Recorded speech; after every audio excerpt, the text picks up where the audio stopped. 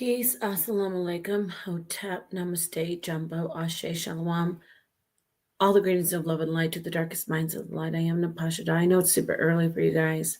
It's not that early for me. I mean, it is 2 in the morning, but we did a long debate. It took a long time. I'm going to play something from my channel. I'm not going to keep this on Sun Eater Studio. So come over to my channel, Napashada, the Rice channel, or go to the HOK Coliseum and watch this whole stream that I did on the afterlife, consciousness, and all that good stuff. So, yeah. And then I'm going to go while it's playing. Look at my family that stays up late.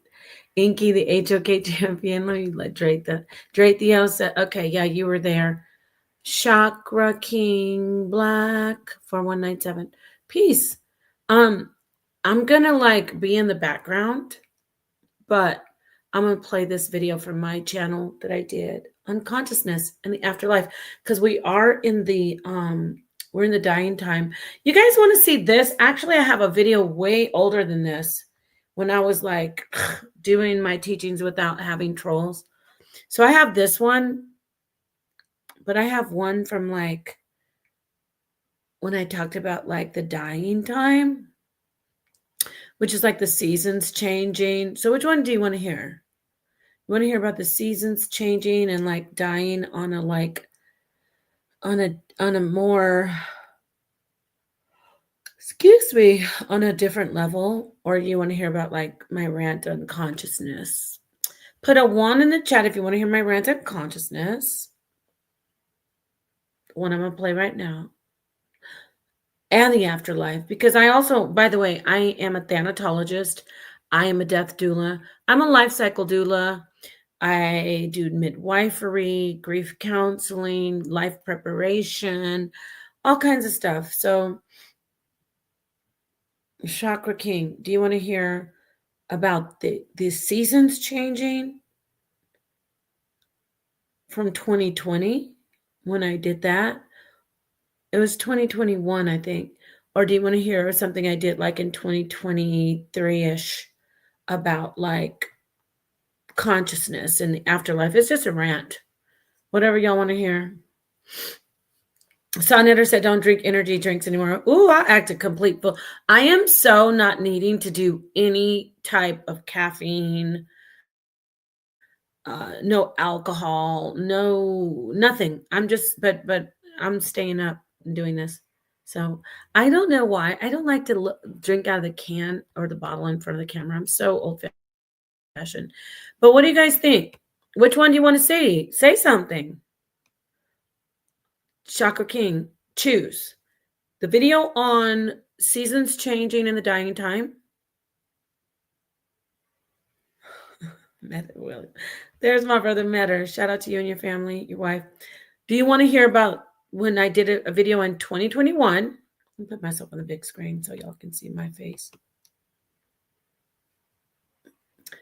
Do you want me to play the video on the dying time, which is from 2021, or the one from 2023-ish when I was talking about consciousness?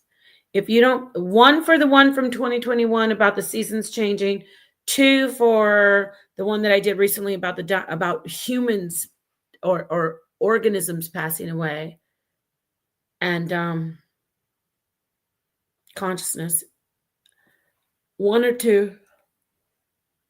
Consciousness 2. Oh, okay, that's the one I have right now. So Chakra King, I'm going to play this one. Thank you. You ding, ding, ding, ding, ding. You won. You won the prize. Let me take a. I didn't mute out because I wanted to do like ASMR so you guys could hear me. This is what I do. You're like, Napa, you're crazy.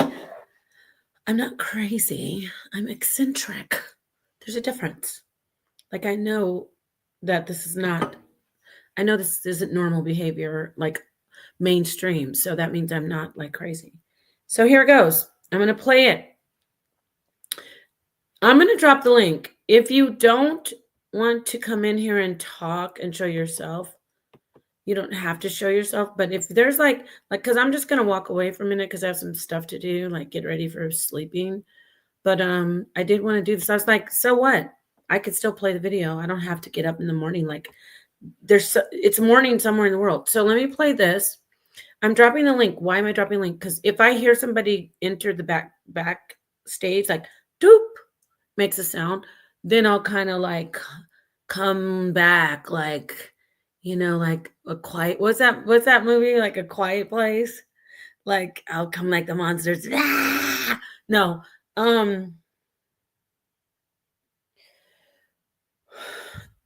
Energy drinks are not good for you though.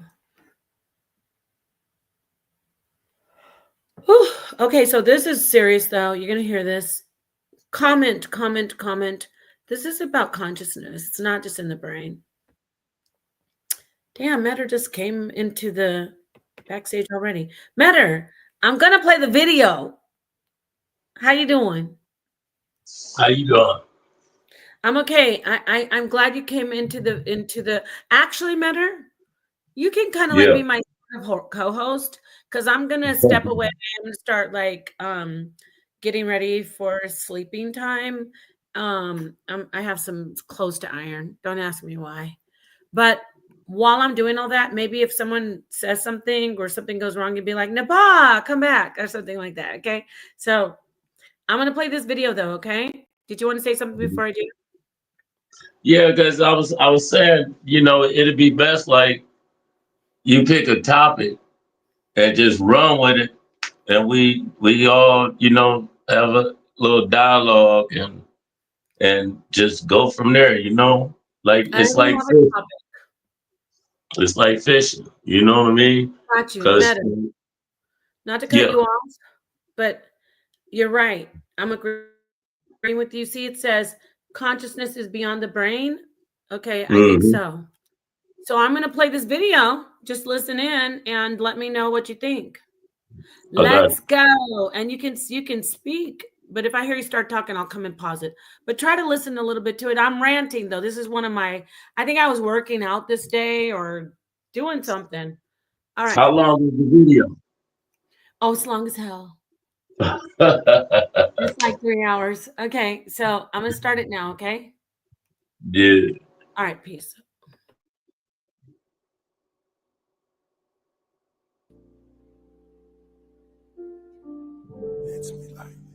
So it starts with the song that I made. I wrote this song on, I did a track with Killer Priest and I went on tour. But so you'll hear this song first. So listen, shout out to Killer Hey, Priest. The spinal curvature. Michelle.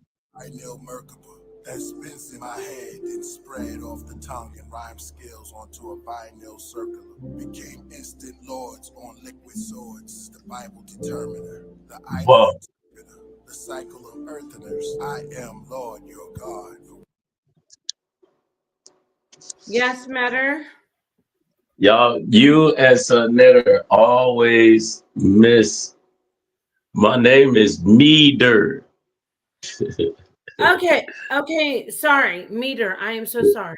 Got it. Yeah, now go ahead. Yeah, keep it going. Keep it going. Yeah, but if you do that again, I'm raw. I will kick you out. Don't stop me for some stuff like that. Like not at this hour. You're supposed to be co-hosting. Like Y'all been mispronouncing my name for years. meter, About meter, meter, meter. I will never forget it. Meter. Okay, brother. Thank you. now, You're supposed to call me back if the video's not little. okay. Roll the beautiful bean footage. Roll the beautiful bean footage. Yes, thank you, Meter. Thank you, Meter. All right. Yeah.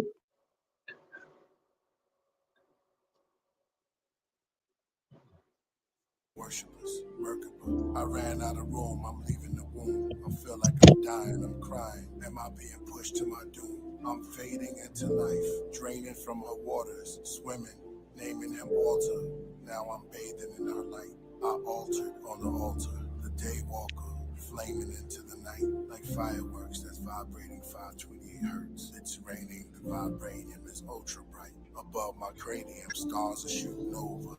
Nibiru exposure, meteor showers, supernovas. The meeting I supposed to write, walking through the fire that was cold as ice. Poltergeist took a glimpse into infinity. Saw a blimp that flashed my memories. The airport was empty. A rare quartz Da Vinci. My pen leads symphonies. You'll all perceive eventually. The orchestra of the August love. In the orbits as a foreigner from the corners. Now she's in the forest with doves. Near lakeside, the waters with suds. Are you able to withstand quicksand on a remote island in the Bermuda Triangle during Mercury retrograde?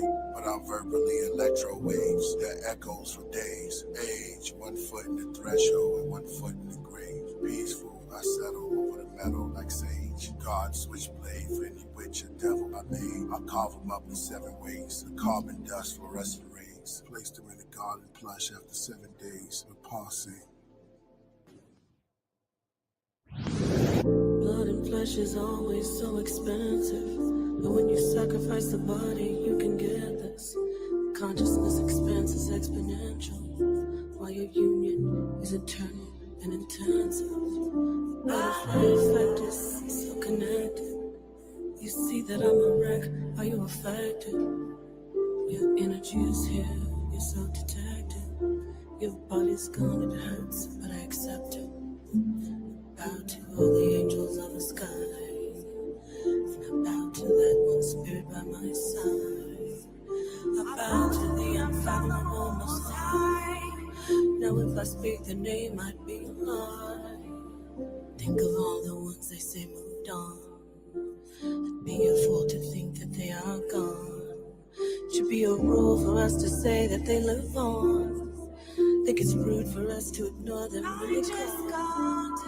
Then I saw you in a shadow on the wall. Is that you? I see you standing down the hall. If I could turn back time, I would and make it stop. Help me focus, hold me up, don't let me fall. You are with me. You are with me. Couldn't leave you if I wanted to. Can't you see I wanna stay with you? You are with me. You are with me. Couldn't leave you if I wanted to. Can't you see I wanna stay with you? You are with me. You are with me. Baby, I wanna stay with you. Baby, I wanna stay with you. You are with me. You stay with me. Couldn't leave you if I wanted to. Eternally, I'm gonna stay with you. I'm gonna stay with you. Stay with you. 'Cause you are with me. You are, you stay with me. The angels in the sky.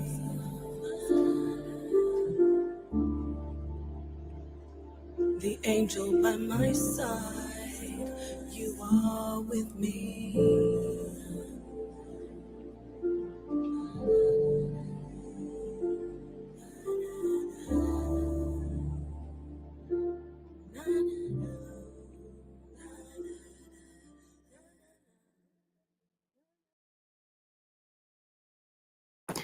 Peace.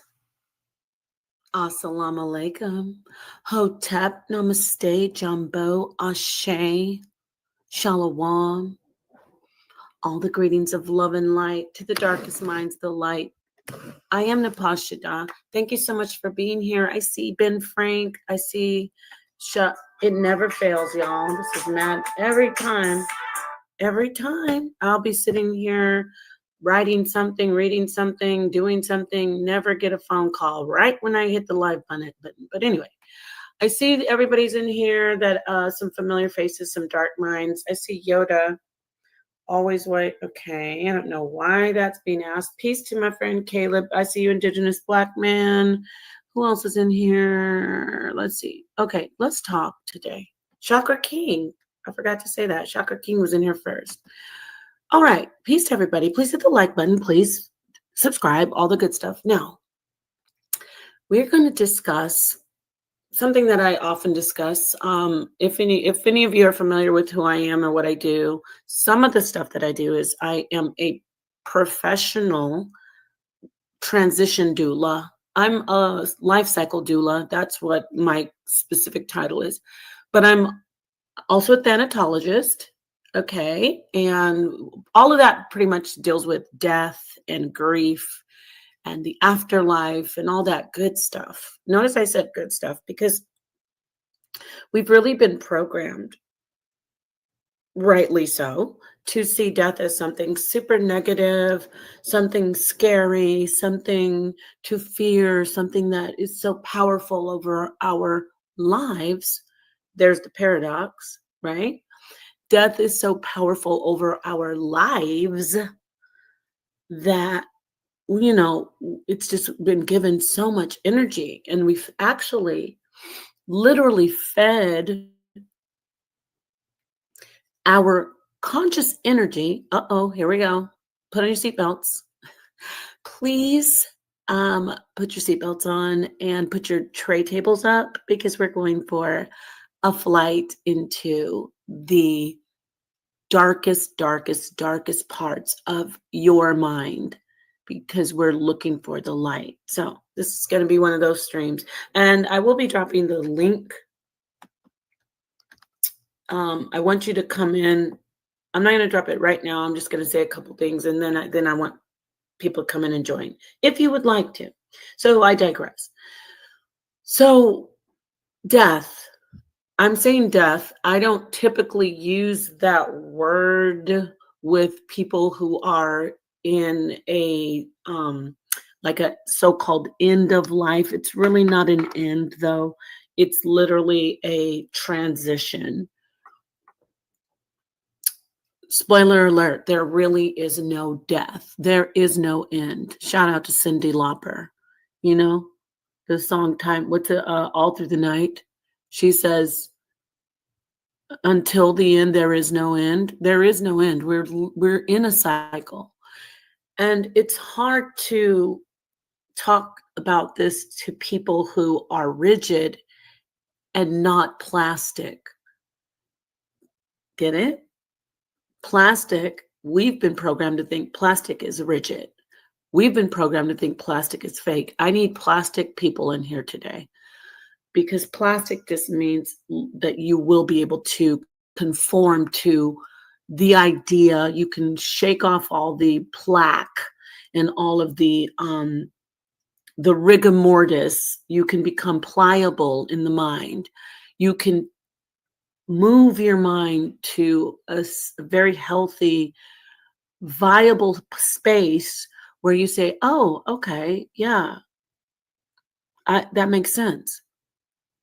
And thank the stars above, thank the Most High, thank God, thank whatever you say, thank the Most High, thank God that we have a part of conventional science called quantum physics and quantum theory.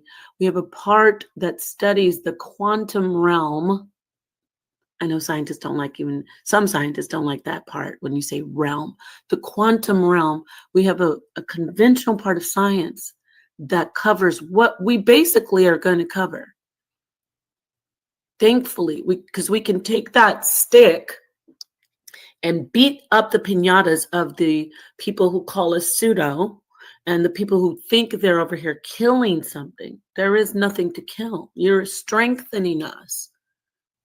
Okay, so back to what I'm saying. We're going to examine consciousness on a level to where we know that we have power. Peace, Ben Frank. We know we have power. Death doesn't have power. Don't all of these religions, all of these spiritualities. Hey, Nepal. Hi. Yeah, I just wanted to come back to say there is no power in death. Death is a concept from the beginning of time. When there is life, there is always death. They actually are together. They're one. And so if you replace it, you don't have to be afraid of the word death, but because it's got so many stigmatism, so much negativity attached to it, you can call it the cycle. So when a child is born, it's the cycle. When a person transitions, an elderly person, a sick young person, it's a part of the cycle. And what is very, very important is that from what I teach, there is no end. It's if you look at the fragility and the vulnerability of actual material flesh, something so outstanding, which is the consciousness and the universal mind that we function on in this existence, the universal mind of God that we all resonate on, whether negative or positive, whether harmonious or um, uh, out of sync, we all function on this universal consciousness, right? So to understand that it's so strong and powerful, to think that something like material flesh has power over that existence is not logical. So I'm just saying, you don't have to subscribe to reincarnation. You don't have to subscribe to any type of dogma, but just logically, how can something so permanent, something so infinite, something so outstanding, such as consciousness and existence in itself, thought, how can that be governed by someone taking, stopping your flesh from working, stopping your heart, stopping your blood from flowing? How can that be possible? So logically, you have to understand, okay, that makes sense. There is no end to it. There's just different states of existence, right? So what I'm saying is, when you get to that concept, you say, oh, death is not permanent, though. Death is just a step in your flowing existence. So you don't have to subscribe to what I've come to the conclusion of, but I realized that there is no end, even scientifically, in the laws of thermogenics. Energy cannot be ended. So you are an energetic being. You cannot be ended. So you continue to move forward. So what I'm saying is, there's no death isn't the end. Death is a step in your existence. And you've had many deaths as an existent, energetic, spiritual, whatever, aka spiritual being.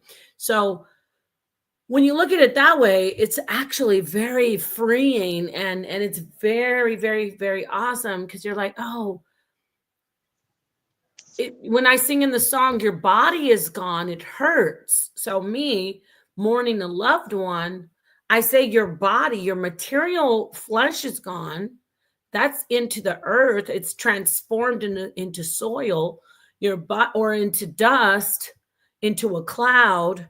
Your body is gone. Your material existence is gone. It hurts, but I accept it. Why do I accept it? Because it's exponential. It's infinitesimal.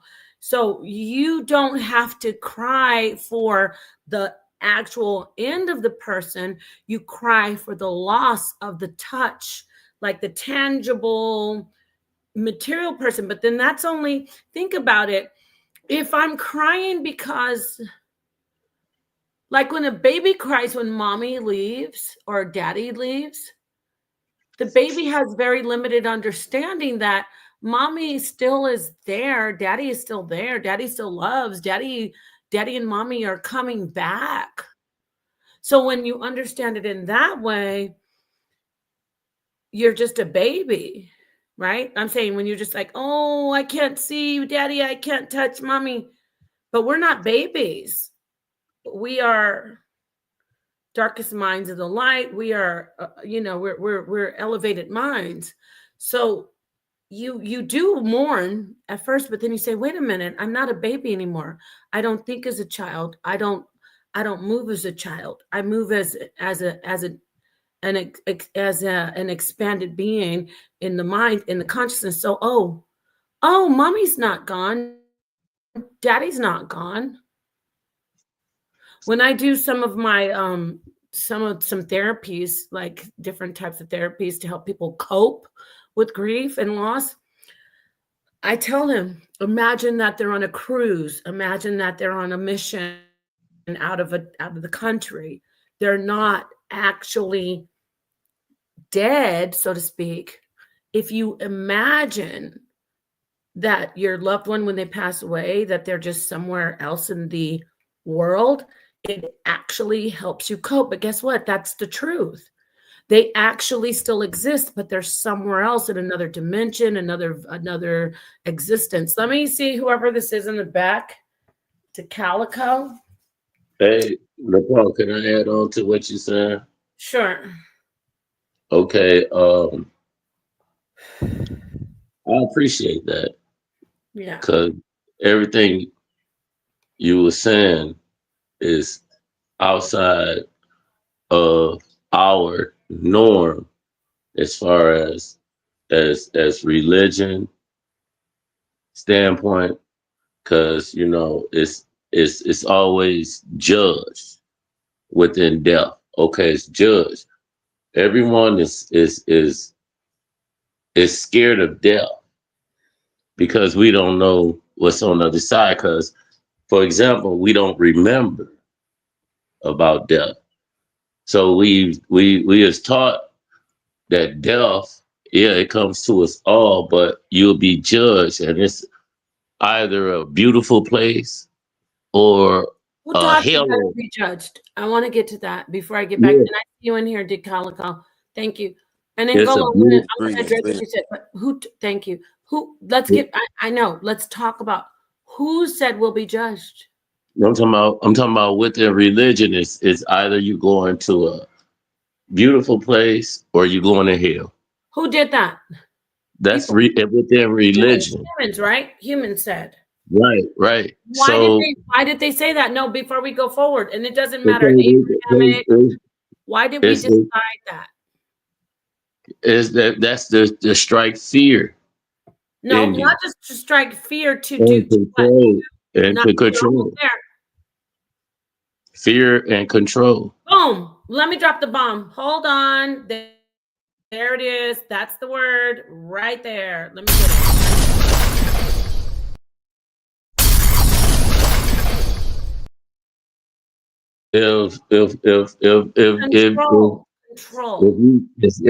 If I no longer have fear, and if I no longer meter, you're going too far. I need you to slow roast.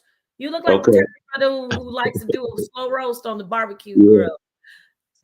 So talk about the control, because we're going to start, because you're taking us back to the conceptualization of God. I do want to get to control said. Control is control. Why did whoever say that want control? Because with all the research and our elderly teachers that I've listened to, and I don't want to hear about that. No. I'm fizzling it down. Okay. You're going too far around the block. It's late. Why did they want control? To control is to control the narrative, to control the direction. Why? Is divide and conquer. Wait, no, stop. Hold on. The control was primarily for division, or was the control for, you said fear, remember? Yes, fear is, but at the same time it's divide. But no, before the divide, we're talking about the first beings, like, oh, how are you? Look at the sky. I eat food. We got to eat. Before they said, look at the fire. And then they said, oh, why is what's going on? Strange things are happening that we don't understand. Can I give you a prime example about control of using fear and control? I'm trying to guide you. Now let me help you. Hold on, Paul. Just check me out. Another magic carpet, right? But okay. Hey, just check this out. Listen, Okay. It's a tribe, the Panani Indian. Excuse me. They- yeah, it I look. didn't know Listen, you just didn't do that. listen. Just hear me out, Nepal. Just chill out. Watch Yeah, the he Panani slaughtered that Indian. word. Is the Panani Indian. Okay. So they are a tribal people. Didn't have no religion, and here you got the Pope come in, and they trying to tell them that this is Christianity and this is Christ and this is sin, but they don't have a word for sin. All right. So what they did was, it's actual fact. You can look it up. I promise you. I don't need just brother. Come Well, on. look, so they took back the Bible and introduced them with a whole new Bible, with them crucifying Jesus.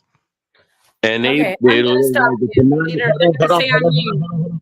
I want you Listen, to go, listen. and this is why they say Nepal stops people. You're going, you're taking us down the road It's a far fear. away It's from a what fear we're trying to tactic. It's a fear tactic that I'm trying to show you. brother. Then just They talk. We're not talking about said Bible stuff right now. Not necessarily.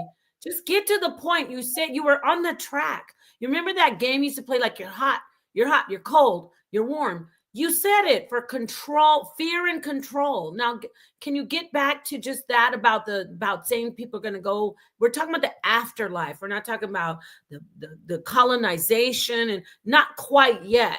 Can you go back? I'm going to hand the mic back to you, but I really want you to get back to the concept well, of fear and control when it comes to the afterlife. Talk about that, please. Thank you. well, fear and control is basically when you have it. Okay, right now the most powerful energy on this earth is love, and the opposite of that is fear. And to control fear, you have to direct it and take that energy, because it's somebody on the other end receiving that energy. You know what I mean? So why Which would you want energy? love the fear energy?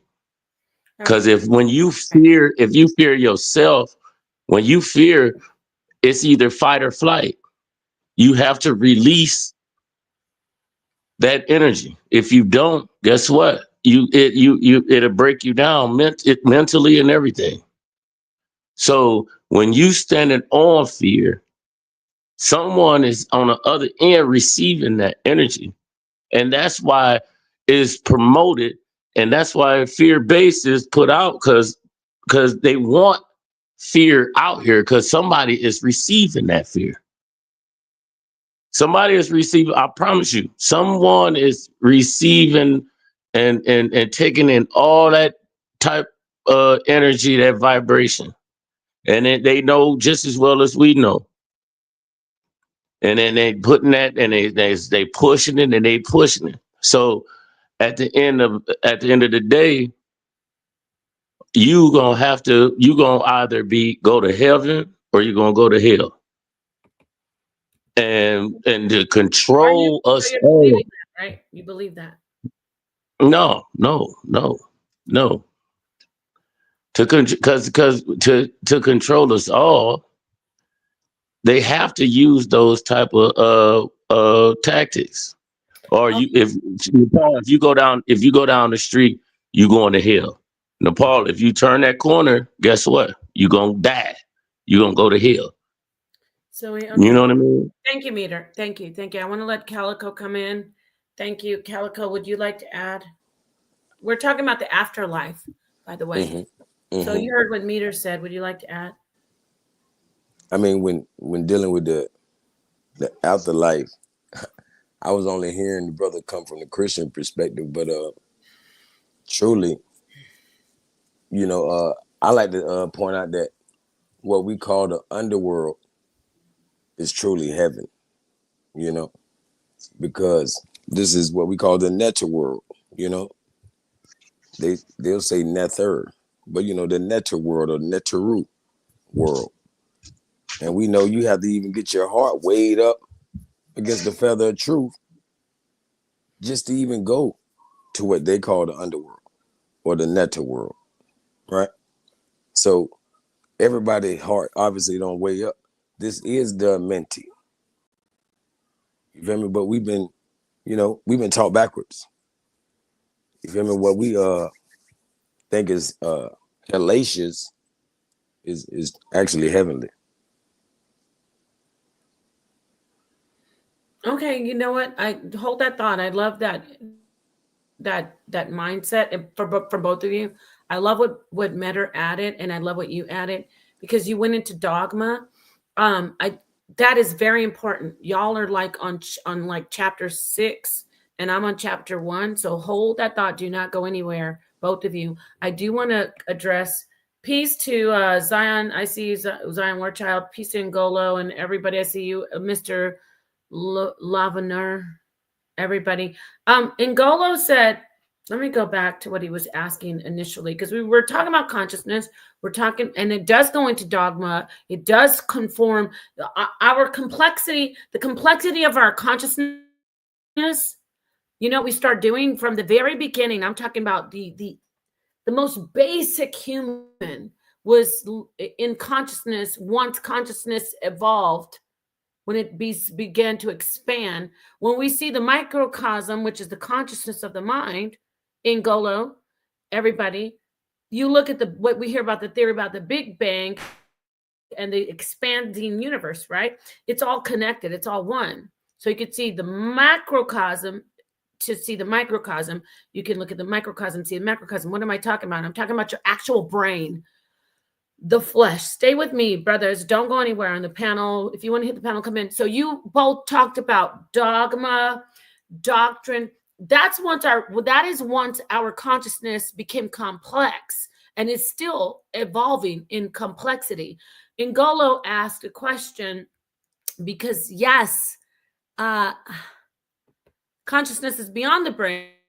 He said, without the electrical signals being sent to the brain, is there any empirical evidence that sentient consciousness still exists? Sentient consciousness, meaning sentient beings and consciousness. Well, obviously there's consciousness. We can see that right away. I'm conscious of Meter. I'm conscious of the brother D Calico. I'm conscious of Ngolo's comment. I'm conscious of this earring on my ear. I'm conscious when my stomach starts to growl. I'm hungry. That's the surface level consciousness. But when we start to go in deeper and more philosophically and examine ourselves, when we examine our consciousness, when we start talking about being these type of existential conversations, then we start to we don't know where to go. What do we do? I'm gonna just hear me out. I'm gonna park my car soon. All right. So Ngolo, there is proof that there is consciousness beyond this brain. There's more than one brain. Well, actually, scratch that. There's more than one mind. We've heard this. There's a head mind, there's a chest mind, and there's a gut mind. And when I say gut, that's connected also into like the lower sacral regions. Shout out to Inky going against chakras. But we're talking about the sacral region, right? Right. We're talking about food, sex, and other types of things like immune system, protection, reaction to what's fed into us emotionally. Because guess what? You can look at something you can look at, this is for you, Ngolo. You can see something with the eye, which is obviously connected to this mind first. And then it will affect the chest mind and it'll affect the gut mind. But people say, well, let me tell you about physiology and, all these different things. I'm just saying. So there's proof and there's information coming out.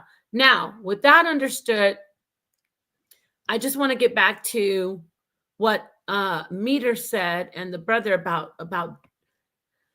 like hell, heaven. We weren't always having these concepts. Exactly. At first, we said, I'm hungry, just like babies. Babies don't come out like, oh, did God say I can have beef? Did God say I can have pork? Babies come out hungry, period. And then babies say, I'm hungry. So we said, hunger, eat. And then we noticed if I don't eat, I die. So hunger is watch this, is evil. Food is good.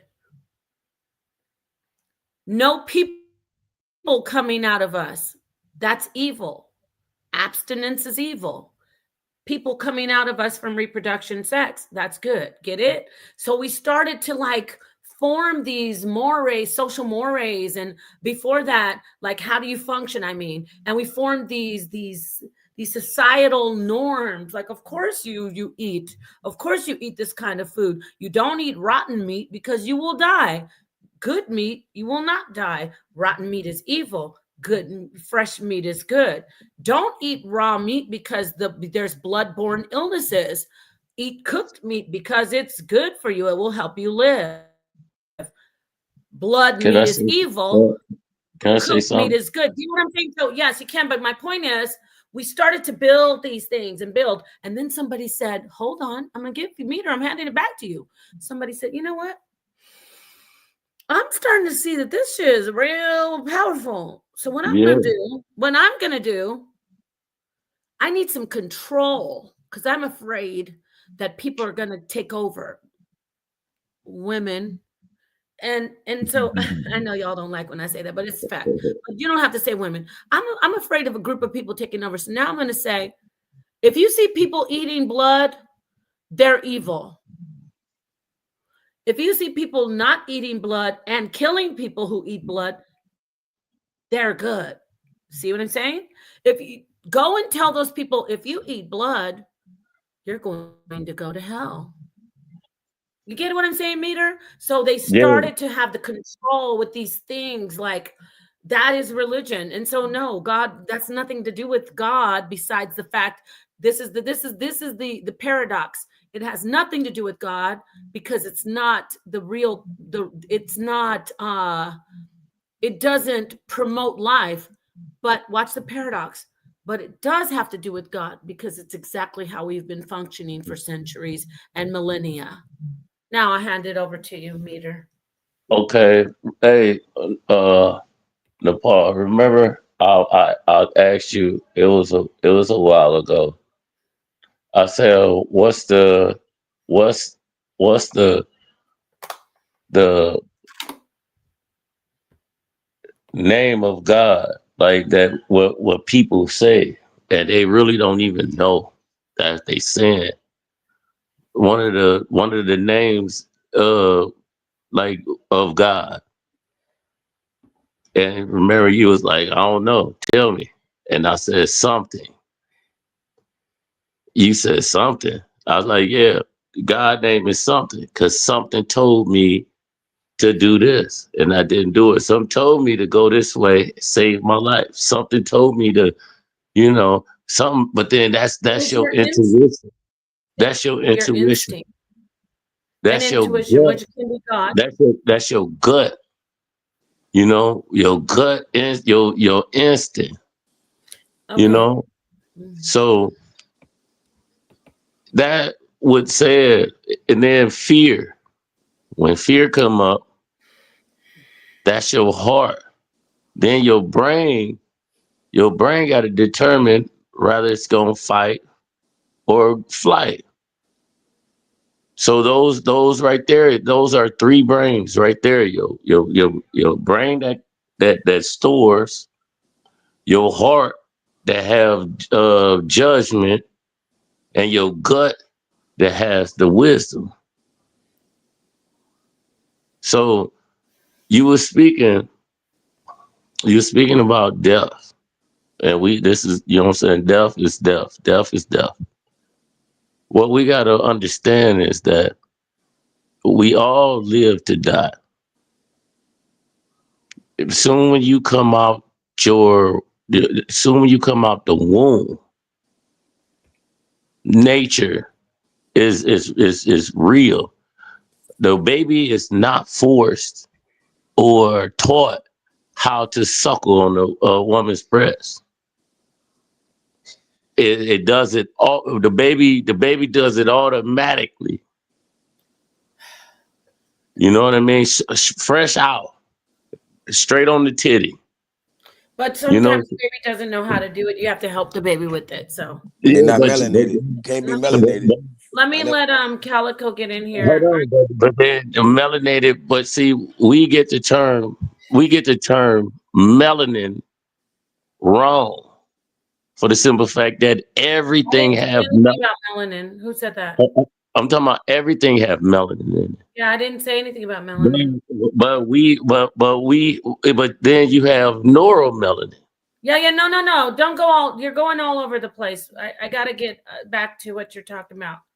Well, I go. Start talking about I'm melanin, please. Don't talk about melanin, please. Just go back to what you were saying, and then I'm gonna let the brother come in when you're ready, when you're finished. so right then you live to die. So the fear comes in because my kids had to literally, I promise you, had to go to school, first day of school, and come home and be like, man, a white person? Oh, that's weird. I'm talking about they never, I'm talking about, listen, I'm talking about when they go to school, I always, the first time they go to school, when they come home, I'm already prepared for what first thing they gonna say, man, a white person. Why? Why do A they say white that? person. Why do they say That's taught. That hate, fear is taught. So what do you mean? They come home and say a white person. How do they know They people are don't, white? man, I'm talking about all up till until they go to kindergarten or first grade. They don't, my kids never knew nothing about no color boundaries Right. So or I don't know what you mean by when did they learn at school? White people? because the white people, because they'll come and be like, man, I got a white friend.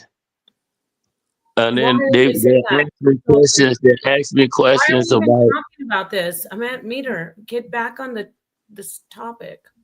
it's the Why are we fear. talking about white and stuff? Like I don't Hey, do. hey, Kelly, go ahead, take it, man. Yeah. No, because you started talking about white people. Like what? We're talking No, I about. was just giving you an example of The programming. how the program is, and then it's the fear tactic all the way up from when you was born. I started off with the baby, with that's nature. That the fear tactics and everything is taught to a person. Okay. You know what I'm saying? You don't I agree with you. it's taught to you. Just like religion is taught to you. You know what I mean? Because you don't know nothing about no religion or nothing. But then if you leave religion out and a person just understand and just look at nature and what nature and how nature goes, you will develop your own sense of what God is and go with that. You know what I'm saying? And then it won't be hate because you appreciate and you will respect nature. So we don't respect nature. We are like right now a cancer to this earth. Okay, brother. Stop right there. Let me let the brother come in. Calico and add. Yes. I appreciate you adding. Go ahead to Calico. Did you have something to talk about with all this that you've heard? And I did want to get back to the topic of consciousness. Yes, ma'am. Definitely. As far as like when the brother was speaking on transitioning, put it like this: the Latin word for God is Dio. Dio, and goddess is Dia. Dia. So literally, you have the DIE in order to be a DIO. You know what I mean? So, You know, it's like, of course, there's really no such thing as death. You know, everybody on this panel knows that. You feel me? Everybody in this room knows that. So, I don't think everybody knows that, but yes, I agree. It's well, death, you but know, it's not. It's majority is the rule. You know, so you know, my apologies for saying No, everybody. you're doing great. I just wanted you to get in, and then I'm gonna pass the mic back to Meter. But go ahead. So there's no end. So you believe, or you figured out that there is no end. Death isn't final. Yeah, most definitely. I mean, you know, when you study other cultures, you know, it seems like everybody's alluding to that fact. You know, like I definitely like to study the Hindu, which is where we really get a lot of this stuff from. You feel me? Like when the brother was talking about nature, you know, a natural law, you know, that's really called dharma in the Hindu culture. You feel me?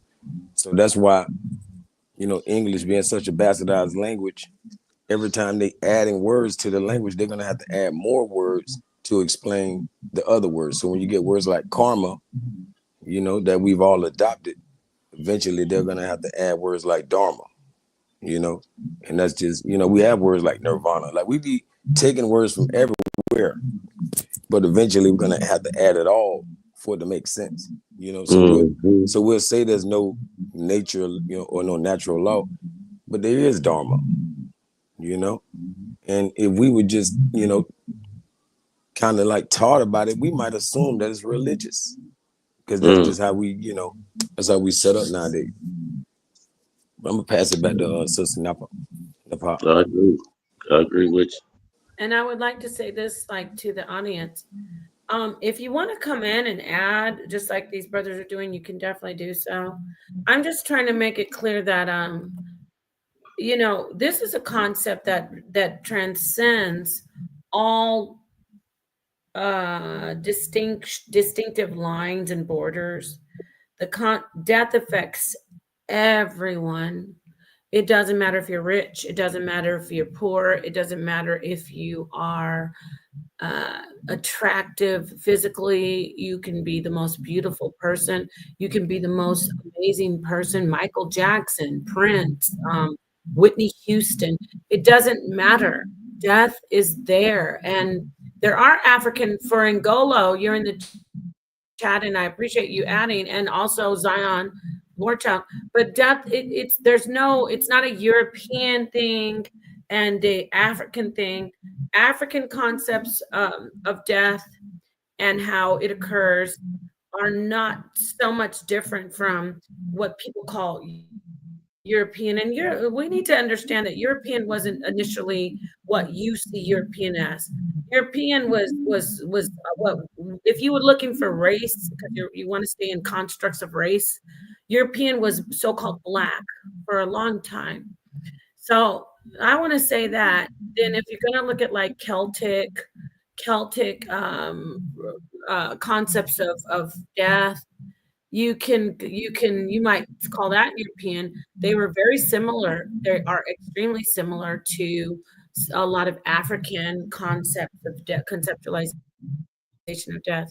I do want to point that out, because when there's different conversations, if we're going to talk about Jim Crow, slavery, the travesty of slavery, then we must discuss race.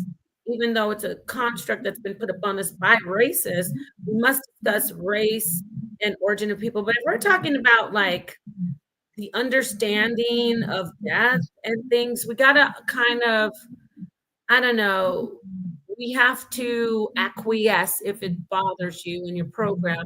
We have to acquiesce to the fact that there's no color line, so to speak. There's no cultural. When I say cultural, I mean the concept. Okay, the way people figured it out, like, oh, we go to hell and heaven. That is a Christian concept. Yes. I'm not going to ascribe that to only European, though. I refuse to, because everything, but guess what, y'all? I'm more, how do you say, I'm more lack power than you are, because I'm not giving everything to the European. It came from Kemet. It came from the deepest parts of the earth, the roots, the concept of hell, heaven, underworld. It didn't start out with the new people. So that can be argued, but I really don't want to go into that. I want to hear from each one of you about conceptualizing death. I don't want to hear about what you read in a book so much. You can reference it, but I want to hear about your conceptualization of death, how you broke away from the book, how you broke away from someone telling you, Meter, this is how death is. The Calico, this is how death is. Zion, this is how death is. I really want to hear from you. And then you know what that's going to do. That's going to take us into the understanding about, and the composition of consciousness. I said a lot, but I had to because I really want to stay on track. This isn't a typical HOK Bible banging situation. I want to talk about death and consciousness. So with that, Hey, look. Meter, you can go, and then Zion, just come right after Meter. Come in after. Years ago, I was listening to some words of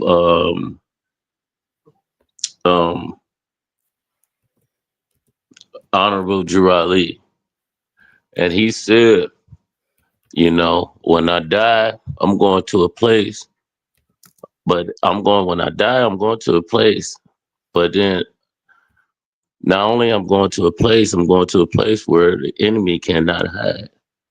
How does he know that? I'm gonna always be with you. How does he know that? But that I'm just saying, this is how we dialoguing right now. How does he know that? I know I need to pull this out of you, Meter. You got it in you. How did he know this? From our ancient teachings. No, how did he know this? How he know this is because the teachings of our ancestors. No. Yeah, knowledge of self. No, I think wait, what did you say? Knowledge of self. Wait, let me I think say that. Let me put the big screen. Say it again. What? I said knowledge of self. Knowledge of self. He knew it from himself. Yeah, but he had to get it. He got it. No, he got it from. I get it, Meter. I'm not knocking you down, so don't think that I am. Because I could break the whole thing down of Meter. This is the thing I'm trying to say. You're not wrong, but we're going deeper. We're going deeper. And I'm supposed to take this deeper. Brother, you don't get the mic back. You don't get the mic back. Did you hear what you brought out? That was beautiful. But we're going deeper than our elders. Not that we're discounting them, but how did you know deep ass? No, not deep ass. We're going to go deeper because they want us to go deeper than them. Listen, the thing is, he said this thing. I'm not saying he's lying, but he knew it because he conceptualized it in himself. He understood it in himself. So whatever you can say, I could walk around going, Jesus, God, heaven, hell, and I'm really on the surface. But at that nighttime moment, that deepest, darkest moment in my mind, I could go, I don't believe that I'm going to hell. I never vocalize it as a big Bible thumping, proselytizing Christian, but I say to myself, I don't believe what that is. I know that I'm going to, watch this. You can say, I'm never going to exist again, or I'm infinite. And whatever you understand in yourself, hear me out, because this is complex. In this particular lifetime, in this one life, Meter, the Calico, Zion, King J, let me see who you are in the back. Each one of us, Ngolo, we have to say what we are in ourselves, not vocally always. And then that is exactly what we will be. We will go to hell. We will go to heaven. We will transcend. You might say, well, you said it's for real. In my conceptualization, it is going to happen whether you believe it or not. But in your conceptualization, so this is the thing I'm saying. We can't keep saying because the ancestors told us and the forefathers and the book and Jesus and God. At the end of the day, you don't have to discount them, but you must have knowledge of self. Meter, go ahead and respond, and then Zion's going to come in after you. Has to. I've been holding him back. You get what I'm saying? Yeah. It is Well, knowledge you of self. know, It doesn't matter. It doesn't matter with what someone me, tells me. It is nothing but dust in the wind. I have to conceptualize myself to be able to be that. That is facts. My facts, right? That is Nah, it's facts true. That's true. with me. Go ahead. with me, It's not really facts, y'all. It's my opinion, but go ahead. Big truth. with me understanding that powerful message that uh Honorable Drew Ali said, I respected it from I'm talking about first off, and it gave me a whole different mindset of death. And so from there on, I was I was I'm trying to figure out what death is. And then that's when religion didn't make no sense anymore. To who? To me. To who? To me, religion You started to understand, right? right. And religion, You started to say, this is me. This is yeah, myself, right? yeah.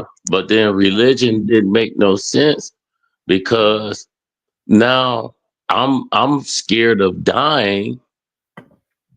And I've me personally, I've been through, the ringer, the trenches and things like that. But then I'm one of the fortunate ones that made it out and and did better and got better and greater and to teach my children otherwise. No, no, no. That's not the way to go. But back to the death. Yes. So I'm looking at death like wow, and at the same time I'm having close relatives that's dying for complications. I'm talking about for real close relatives dying, just dying, and then I'm like, damn, what is this? This death, and then it's in my friends and stuff like that getting killed or whatever. Death, death, death. But how do you understand death? And how can I accept death? So I had to go back and then Honorable Drew Ali, that message. I'm like, damn, that's powerful. But then what leads up to this? I need more information. So I'll start going out and get more information. Go within. And we live to die. Yeah, brother. As soon as you come out your mom's womb, you start to die. Well, brother, I need to let Hold I need to, on, Hold on. yeah, because you're taking us down you're keeping us on a level, and I'm listening to you, and I respect that you're talking. I want your input. Don't run away. But Meter, you're not hearing. We said it's not about what Noble Drew Ali told you or Muhammad Ali or whatever. It's what you understand as Meter. You understand? It's you. Okay. Yeah, and then I'll forget It's to not the they gave it to you, but it was already I'll something figure that that was out. going to resonate. I'll figure it out, and it resonated with me. Is death, death within ourselves. We are energy. Yeah, I'm gonna pass the mic on to Zion Martel. Hold on. We spirit, and it transform. There's no possible way that when you die, you go to hell and you feel the burn energy. Energy is already fire. It's the sun. What? Yeah. Sun, right. Energy does not die. Right. Okay, you're right. And with ourselves, we transform. Where are we going? You Nowhere. know, You're going a lot of that's what I'm places. saying. That's then you have Can we pass the nature. mic to everybody else who's been waiting though for a Go second? ahead, go If, ahead. if you don't mind, and we'll get back to you. You're saying a lot, so don't go anywhere. Zion Lordchild might want to come in and comment on some of the things you said. Hey, how you doing? Thank you, Mater. Yeah, no, Yeah. yeah. This is like the Matrix right here. This is the glitch in the Matrix right here. When we start talking about death, because it's a toll that we all must pay. You know what I'm saying? We all have to pay this toll. But and so what I don't want to do is I don't want to go down a rabbit hole, because you can go down a rabbit hole with that. I've looked death in the eyes, you know what I'm saying, in my life, maybe like I would say like maybe 3 times. And when I say look death in the eyes, like when you try to save somebody's life, you know what I'm saying? Like you've see somebody in need, they're hurt. When I was like, I guess like I was 16, there was an old man that lived downstairs from me and my mother. His name was Mr. Dancy, and he was like, I guess he was like around in his 80s. So you see where my story would be going. I'm not going to go on a whole tangent, but I tried to help the old man, and I was there for him when the ambulance was coming and when he closed his eyes. Well, not necessarily closed his eyes. I had to close his eyes. You know what I'm saying? But so the thing is that we all have to pay this toll, and at the interim of our conscious minds, life is something that our minds grasp, but death is something that we have a hard time grasping, and that causes us to come up with ways of viewing, you know what I'm saying, the probabilities of our continued existence hereafter. Why? Because honestly, not existing is something hard to wrap your brain around when you're existing. When you're not existing, like when somebody says, remember when you were before you were born. How do you remember before you were born? That was a place where you were totally incognizant of the world and your own existence. And so you can't imagine what you were when you couldn't imagine, right? So this goes down a whole different rabbit hole. But at the end of the day, what I'm trying to say is basically that our minds are geared towards the consideration of existence hereafter, because we're wired to exist. And because of that, when we consider our own passing, when we consider the passing of our elders, like, my father passed away, I still consider him as existing in myself, in my knowledge of self.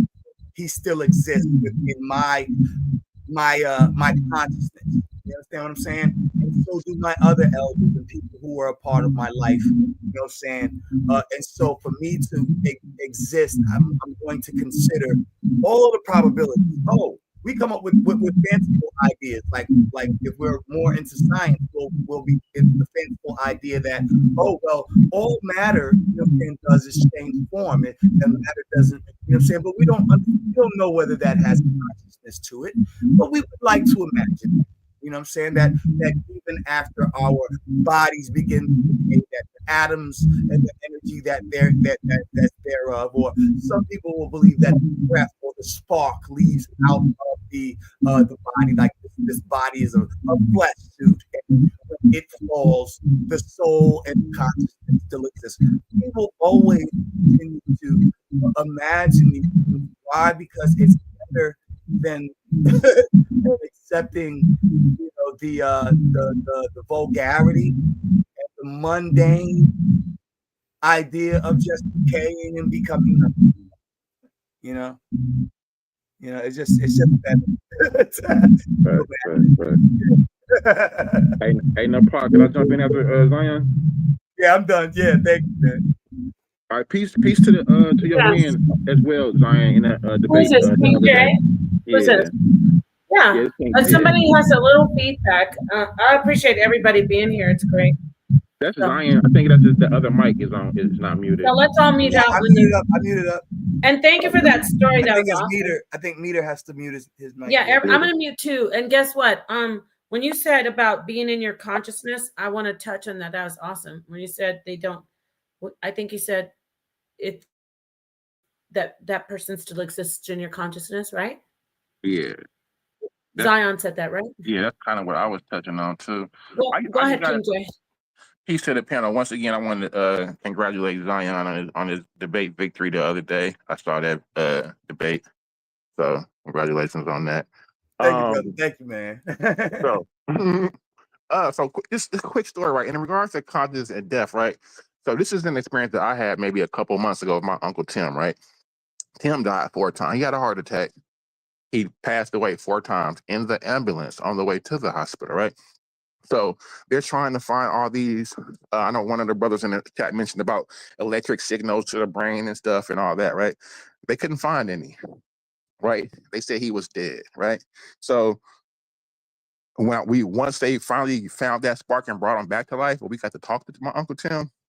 He said the whole time when they were talking about he was diagnosed as dead, he said, I heard them. He said, I could hear them talking, saying I'm dead. And I'm inside of myself saying, screaming, I'm not dead. I'm not, I'm not dead, right?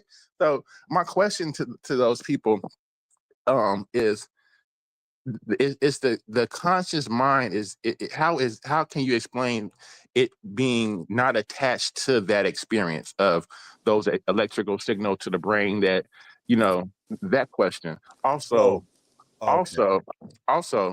we mentioned about the conscious mind and how the experience it has in this body. Well, speak on if this body dies, how is the conscious mind able to remember experiences in possibly previous lives that it possibly has lived in? Can I really go real quick? I think everybody's gonna get. I'm gonna let you go, Zion. You give a minute, and and then Meter, and then I'll go. So King Jay, ask the question one more time, and then I'm gonna hand it over to Zion. Well, it's basically in regards to the conscious mind and the experience. I gave the example of my uncle dying, and Meter, can you mute up? No, actually, it's King Jay. But please ask it, and then I'm gonna give everybody a chance to answer this. And Meter, you're my brother. Meter shows me so much love. I don't want him to think I'm trying to stop him from flowing. But I'm glad he's stuck around. He and his wife are real great supporters. But go ahead, ask the question again, King Jay, and then we'll go Zion, DeCalico, and I'm gonna let Meter go because he has a lot to say more. And then go ahead. Ask how can you explain the conscious mind living once the physical body is dead and the conscious mind having remembrance? Okay, I would say you can't, because to imagine is conscious in itself. The conscious mind has a hard time trying to imagine the unconscious. You understand what I'm saying? Like it's an oxymoron. You know what I mean? So you're saying that when you're trying to, okay. Yeah, you're consciously trying to imagine being non-conscious. like how can you do that? To imagine itself is the act of being conscious. So when my uncle was in the hospital and the doctors are saying he is dead, clinically diagnosed as dead, and he is telling us that he heard them say that and he wasn't dead, that is what I'm talking about. Okay. So no, that's kind of an interesting thing. What was his like? What was how did they diagnose that? And he was still actively moving and talking? No. So he had a heart attack, and the ambulance came. When they came there, they locked the keys in the ambulance. The little thing died. He died. He went over 6-7 minutes without oxygen to his brain. You know what I'm saying? He was dead. They couldn't find any pulse in his brain. His physical body was gone. His physical they didn't have any electrical currents in his body. Correct. But he was still moving when you saw. No. He was dead. He was in the hospital. So what was the next part you said? After a while, they finally found a pinch of electrical shock in his body, and they revived him. They revived him. Yes.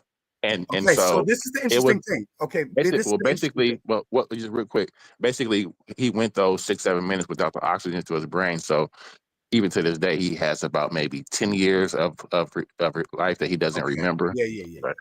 All right, so I was there for this old man passing away, and I was also at my own father's, deathbed, before he before the light dimmed, you know what I mean? And when I say light dim, that's exactly what I saw, like literally the life leave out, the body go straight. But here's the interesting thing. The brain still functions for a little while after. They say if you were decapitated, that your head being separated from your spine basically is what decapitates, because you can still have this, your head can still be attached or whatever.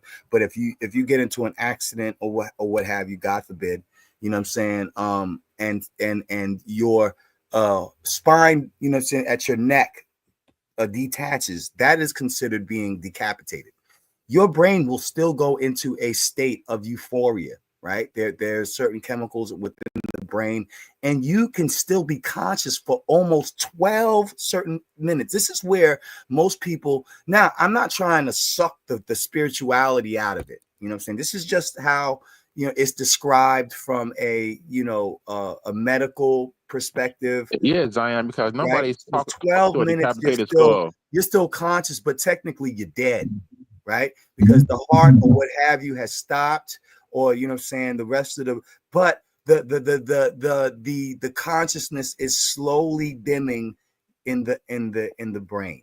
You know what I'm saying? And in that slow, that's when the light, you see that they talk about the light that comes, the tunnel with the light, and and all of a sudden you start seeing things. My grandfather, before he, he had a heart surgery, what have you, and he was on the brink, like he was like between, the underworld, dearly beloved, we are gathered here together type, yeah, he was on his way out. The interesting thing is that because he had been conditioned to believe in heaven or hell, he also had an experience, a heaven or hell experience, because of that, when he was in between, the netter realm. You know what I mean? And he had survived that, God bless him. He passed away in March, at 95. But that was when I would say maybe 10 or something, maybe 12 years ago, that he had that surgery. What And was Zion? Because I hear you, but you know what I'm saying? because the conditioning of the mind to of the Abrahamic religions, right? Yes. Yeah. Now, Yeah. because He saw he was going, and he saw a world that his mind created. Yeah. We gotta be careful with this hell thing, y'all. Yeah, that's no, the I don't know about all. Okay, I don't know about the health, but I do want to get back to the question. Yeah, And I'm sorry. Yeah. no, don't say sorry. It's great. No, because you end up kind of going into a rabbit hole with this thing. No, but hell, hey, guess what? Hell can be real for someone else's existence. It's not real for it's not real on a general plane. Because you made hell, and you, no, yeah, I felt bad for him, because I'm like, I'm trying to move. 1 second, I want to move on to DeCalico okay. and give him a chance to go, and then I'm going to present some actual empirical evidence. I know people scientific out there want to hear that. Yes, ma'am. Some empirical evidence about what you're discussing, King J, and Meter, if you could just mute out, because you're having a little feedback. And once you talk, Meter, we'll all mute out. Thank you so much, my friend. Thank you, brother. Okay, DeCalico. Yes, ma'am. Thank you. Would you like to? Yes, please respond to King J's question. Yes, I ain't gonna lie. There's so many ways to go with this. So many ways. Because I've seen situations. I know a lot of people don't believe in the spirit realm, or whatever the case may be, the afterlife or whatever, because we don't have all the answers. But ever since they started showing a lot of unalivings on the internet, and pulling out your cell phone became such a popular thing, when somebody really needs you to dial 911, well, we've seen a lot of wild things, like I know a situation with a guy that was pretty much being haunted by something in his house. And when he showed me that on camera, you know, it blew my mind to see the A silhouette. friend of yours? Yeah, a real close friend. And he Okay. Yeah, and that's he, definitely right. and he ended up passing away like shortly after. I remember telling Oh, him, he passed away? What? Oh, What yeah. happened? How did he pass away? yeah, he got unalive, Unalive by? gunfire. Was it in his home? It was right on the same street. Okay. All right. Go ahead. I'm It was sorry. crazy. But I'm saying I've just seen other Are situations. you in New Orleans? Now I'm in Florida. Okay. Yeah, I've seen situations where soon as the guy got unalive, boom, boom, boom, people pulling out their phones. And I can promise you, my whole city was going crazy, you know, back then when it happened, because you could still see the silhouette of this man, like almost like sparkling. Like I guess only the phone could see this. All of the people standing around, they couldn't see it. But the people who captured it on the phone, we could still see that this guy was standing there looking at his own body, you know. And The then same guy who you knew that said he's having some. well, I'm really going over multiple situations, but I know the guy that I know personally who showed me on his phone, like you know, the house that he was in. He was telling me how haunted it is, like, you know, something trying to get him, and he was, you know, going through all his videos because he up all night. He said he can't sleep in there. And he was afraid. Yeah, and I ain't gonna lie, you know, the life he lived, he definitely had, you know, that kind of karma, you know, definitely after him. Yeah. Well, why do you think he was afraid? Because this is the only thing he couldn't attack like he, you know, would in the physical. You know what I'm saying? This is the only thing. He lived a violent life. Yeah, very violent. Oh, You probably know. some people he unalived. Exactly. And literally the thing that was on camera, you know, like it was a silhouette of a person and it had a hat and everything, like the silhouette did. Now we're talking about the same guy? Yeah. And I want to add it, and look at this. This is all anecdotal. This isn't, I have some empirical evidence, but this is anecdotal, but it's very strong evidence. I'm going to hand the mic back to you, my friend, because this is a very good story. I love both of your story, all of your stories. But this is the thing. This is why when people think, well, I'm going to unalive him. Look what happened to King Von. Mm-hmm. Like, he's like, I'm going to unalive everybody. I'm unaliving. I have power. But what you're doing is you're heaping a lot of bad energy against yourself because you're not getting rid of it. Actually, you're releasing them from the material flesh and give them more power over you. But anyway, Go ahead. So you said he had done a lot of violence to people. Yeah. He had a lot of what they call hats nowadays. You know, back then we would have said, you know, he had you know, people under his belt. You feel me? So it was like that with him, and that's what I always knew, that it was that karma to really truly finally reap what he sowed, right? Are you sure you're not from Louisiana? I'm from Florida. You don't have family from Louisiana? I don't think so. Nah, that's the Florida accent. I knew it, not New Orleans. They both from the dirty though. Sounds New Orleans, but go ahead. Can I share a story? I keep cutting him off. Go ahead, because your story is interesting, but go ahead. Well, because well, you know, I cut it short. Go ahead. I cut you off. So basically, what is your answer? Thank you for sharing that. What is your answer about the near-death experiences? King Jay said, like basically, like doctors or medical, you know, the medical industry has only gotten as far as being able to revive the heart. That's why we just, you know, take things as death. But as, you know, as things proceed, I'm pretty sure they'll be able to, you know, learn how to revive, you know, the mind and, you know, other aspects of the body. They do bring the brain back, though. People have come back from, they see very little brain activity, and there has been, it's not typical. I'm talking about from zero, you know. That's what I was talking about. My uncle, when he was dead. Mm-hmm.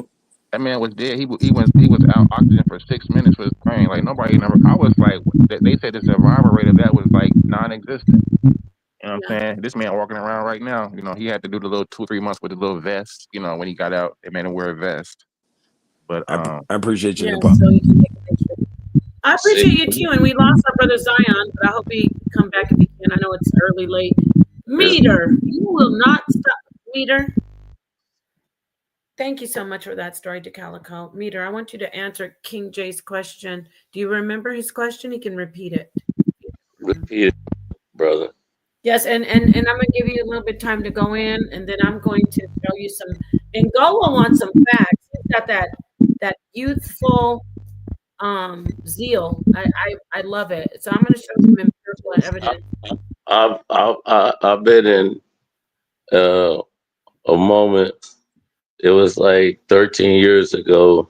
I got shot, and I went into surgery, and they Shot where? Shot where?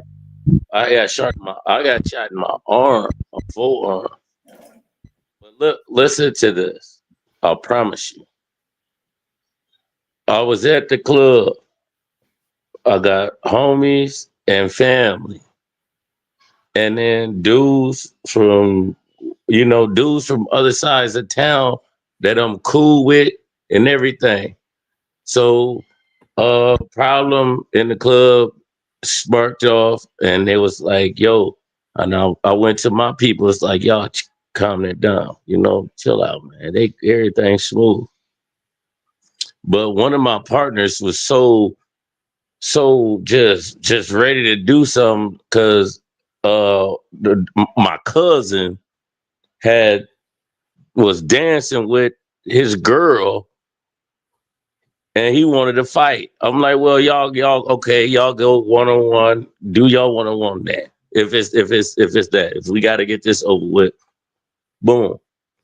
So he knocked my cousin out, and I'm like, all right, y'all good now? It's cool. I'm picking my cousin up. Gunfire just started just coming out of nowhere. So my intuition was saying, get down. I'm by a gas pump. I got down.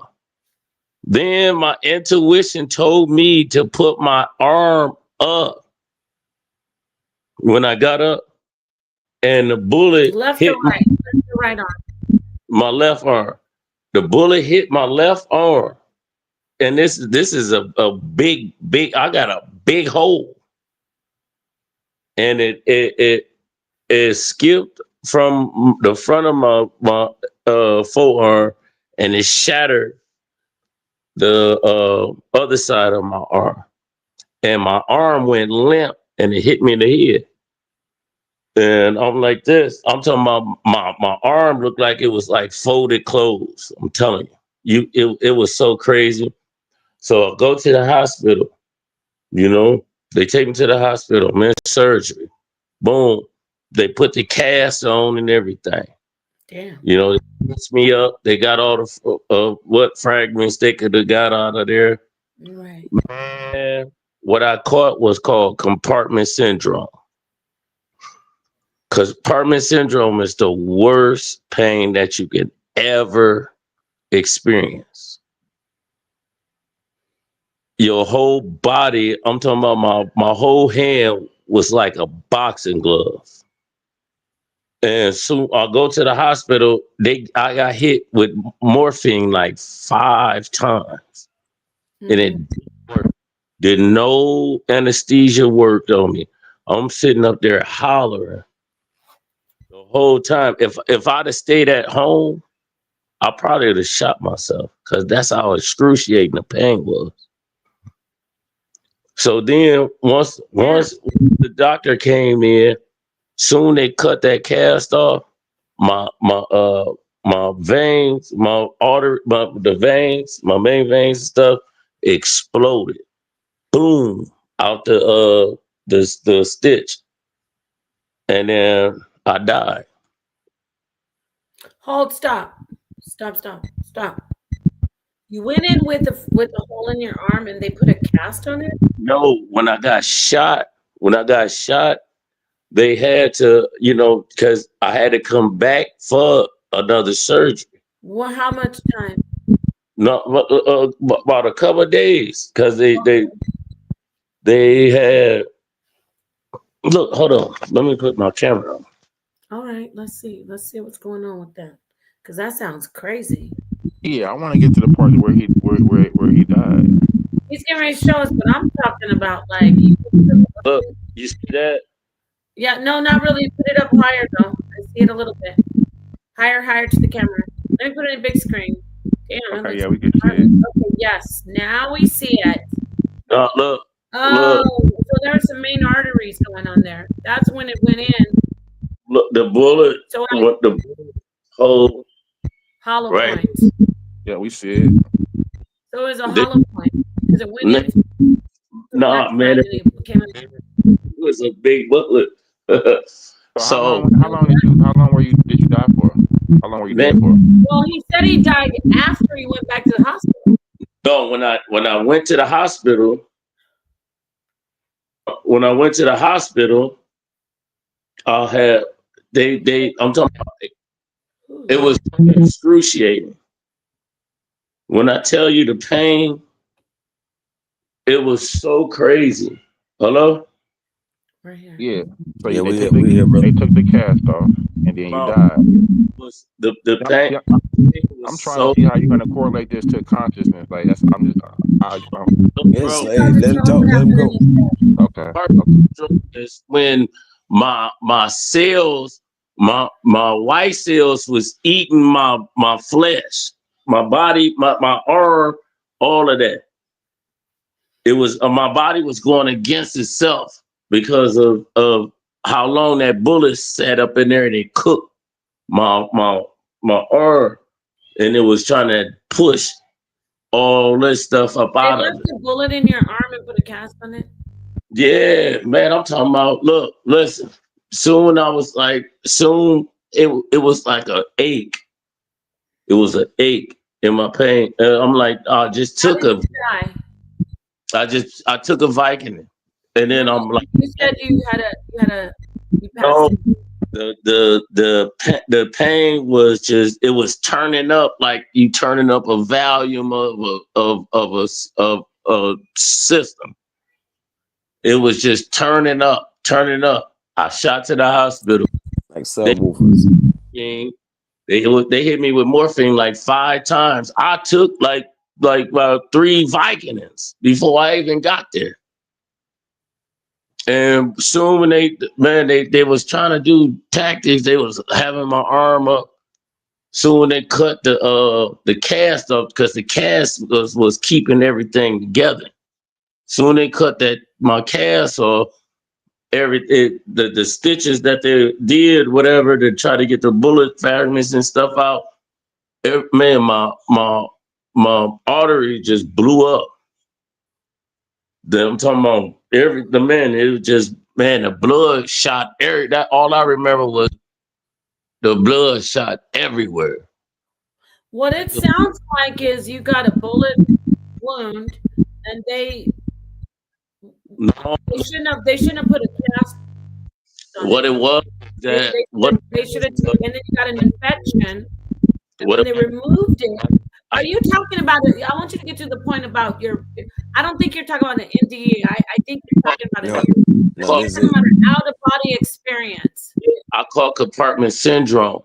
Compartment syndrome is when your cells attack. Like if you have, like, say if you go get a transplant or whatever, and you don't take that medicine, your body gonna fight that off because it's foreign. Can you talk about your death experience? Like when you died, how long were you under? He didn't die. When I died, How did you die though? It went blank. I'm talking about like it was blank. And then I was thinking, because then I'm like, man, how am I? Well, you passed out. Hold on. I was going up the elevator. I'm in my street clothes because it was emergency surgery. I didn't, they ripped all my clothes off and stuff like that. And then I'm like, because when I was in the room, when it happened and I went blank. But then I'm looking like I'm following the them pushing me The gurney, yeah. in the elevator. So you jumped out your body, right? And I'm like, hold up. I'm like, wait. I'm like this. I promise you. I'm not lying. I promise you. So then I'm like, okay, I said, man, let me lay down. I got back on the gurney, whatever it is, and I laid down, and then I'm like, man, when I was laying down, they cut my clothes off. And then I'm like, I looked down, I promise you, I looked at my chest. I'm like, damn, I'm like they cut me or something. You know what I'm saying? And then I'm looking down, I'm like, and then I just laid down. I laid down, then I woke up, and it was the wife, kids, stuff like that. I'm like, damn, what the hell happened? But it took out. like it was like I passed out, but for me to register everything that happened, because how the hell I about it's like soon I got back on the gurney, going up the steps and things like that, everything went blank. Like I went to sleep. But I was gone downstairs. I was gone down about, it was like on the first floor. And then as I'm going up, I'm looking at myself. You know what? To be honest, I didn't even really see myself, my face. I just knew it was a bed right here. And I'm like, man, I'm finna lay my ass down. Straight up. I'm finna lay down, man. I'm looking at like they crazy, they pushing, and I'm following them though. You know what I mean? I'm following these dudes, and I'm like, man, I'm finna lay down, man. I'm finna get back. I'm finna lay down. Boom. And then when I looked on the side, it was like, damn. Woke up. I'm like, man, they said I died twice. Okay, that sounds crazy. I do want to say this. So, what happened? Do you think that you were still alive, or you don't remember? You don't remember anything, right? No, I remember. Look, cause oh my God, it's like you can feel a wave of I'm talking about. It's a wave coming from all directions. Like that to me just sounds like you passed out from the trauma, from the You pain. might have died. I don't know. It's too. It's a. Look, I promise He you. still had Sounded like electrical maybe. brain waves. Yeah, I don't know how bad the injury was. First off, you might have a lawsuit. They should have put a cast in your arm right away. It's like you being massaged. It's like and it's just it's coming. I mean Nirvana. Okay, that is awesome. That's a crazy story, and I appreciate. So you didn't have a near-death experience? I died. Did you see things going on? So you said you felt you're being massaged. No, I'm talking. I'm talking about. I'm not trying. King J. I'm really. I'm not making fun. I just what happened. I was really looking on myself, but I didn't see myself. I got you. Now this sounds interesting. What about it? Like that's why I jumped on the bed and laid back down. And it wasn't you though. Yes, it was. It was me. It was you, but it wasn't your actual body that was laying on the bed that was incapacitated. I didn't see my body. I didn't see my body. Well, that makes sense. I'm in the elevator. I'm in the elevator with the doctors. And I'm pretty sure when people pass out, they don't see themselves. I mean, I've never passed out. I'm just saying. No, I believe. Yeah, I believe. And Yes, they do. When people pass out, you experience all type of visions and So what about when they illusions. get? So what about getting knocked out?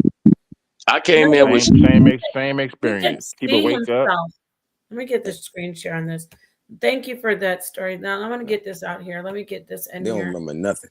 My back is killing me, y'all. Let me see here. Like in those situations, I still believe you still have your brain has electrical currents. Like your brain hadn't stopped. You know, Functioning. when death, you have no brain waves. That's what I'm Have talking. you? How many of you? I want to ask. Just I'm gonna go around. This is quick, you know. So, how many people have you been around who you saw them alive and then you watched them transition, or what we say die? I'm gonna start with King J, like a rough number. Can you mute out Metter? That's why I'm muting you. You have to feedback. Can you mute your thing, please, my friend? Thank you, Meter. Meter. So let me start with King J. Like, have you been with anyone where you saw them alive and then you saw them die, or so people say transition? And if so, how many? Because then I'm gonna ask you some questions about it. Not you, but the people. Maybe two. My grandmother would be one, and my uncle. But he didn't. He didn't die. He didn't die. Well, he said he died, right? And he came back. Yeah, exactly. Yeah. So were you there when he was alive and saw him die and then come back? I was in the house, and then he went upstairs, and then had a seizure. You know what I'm saying? Then the ambulance came. Okay. So really, like, I'm gonna stick with your grandma, because I'm gonna ask. That would be the only one I physically saw. Yeah. Okay. So let's hold on to that. There's a reason. It's for you, not for me, and not for the audience, because I have to ask you some questions about what happened with that. Calico, have you ever been with someone and watched the procession of what we call death? Nah, I mean, sort of, kind of. You mean like hospice, maybe? Hospice? I'll get the ambulance or something real tragic. It doesn't matter. If you saw them alive and then you saw them actually go through the death throes and then they were dead. Did you ever see that? Nah, not quite. Like, that's a good. Well, congratulations. Yeah. I mean, unless you're doing that as a profession. Well, when you say hospice, hospice is that could be have you seen anyone transition from life to death? Yeah, my great grandmother had to go through like hospice. So I saw like within the last 2 and 3 days. No, were you there with her? I'm meaning to all of you. Like, did you and even King J? The reason I'm asking is you got to see the procession of death. It's an interesting thing, even though it might be a loved one. A lot of people have. It's not something uncommon. Yeah, to sit there with a person that you love to the end. That's a vigil. Yes. Have you ever done that? No. My wife recently did that to her grandmother. There you go. So your wife. End. Yeah. Okay. You haven't personally yet. And then King J, you did that, right? Or no? Yeah, the one time. So you saw her alive, and then you watched her. We saw. For a certain time, and then you noticed the changes, and then you saw her transition. We saw her take her last breath. Okay, great. Not great, but you know what I'm saying. It is. It's a beautiful thing, but it's also sad. But it's a very beautiful, sacred thing. It's like a birth, being present for birth. So, Meter, have you been present when someone goes from life to taking their last breath? And if so, has it been more than one time? I'm just curious. I say 3. 3. Yeah. Go ahead, you can elaborate.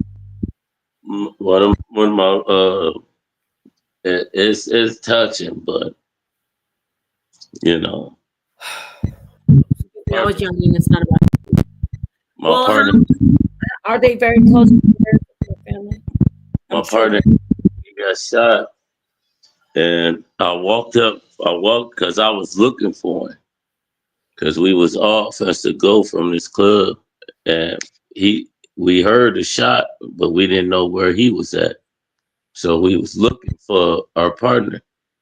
And I stumbled up on him. He was laying down and he was talking. What was And he then saying? he was like, it was his mouth. He had blood and stuff. And I'm telling him that, hold on, man, just relax. What's up? What's up? What's up? Trying to see if he was shot like in his What body. was he saying? He wasn't saying nothing. It was like he was muttering. Like he was just like it wasn't clear what he was saying.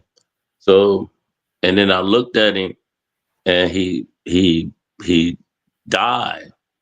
So I started doing CPR on him. How did you know he died?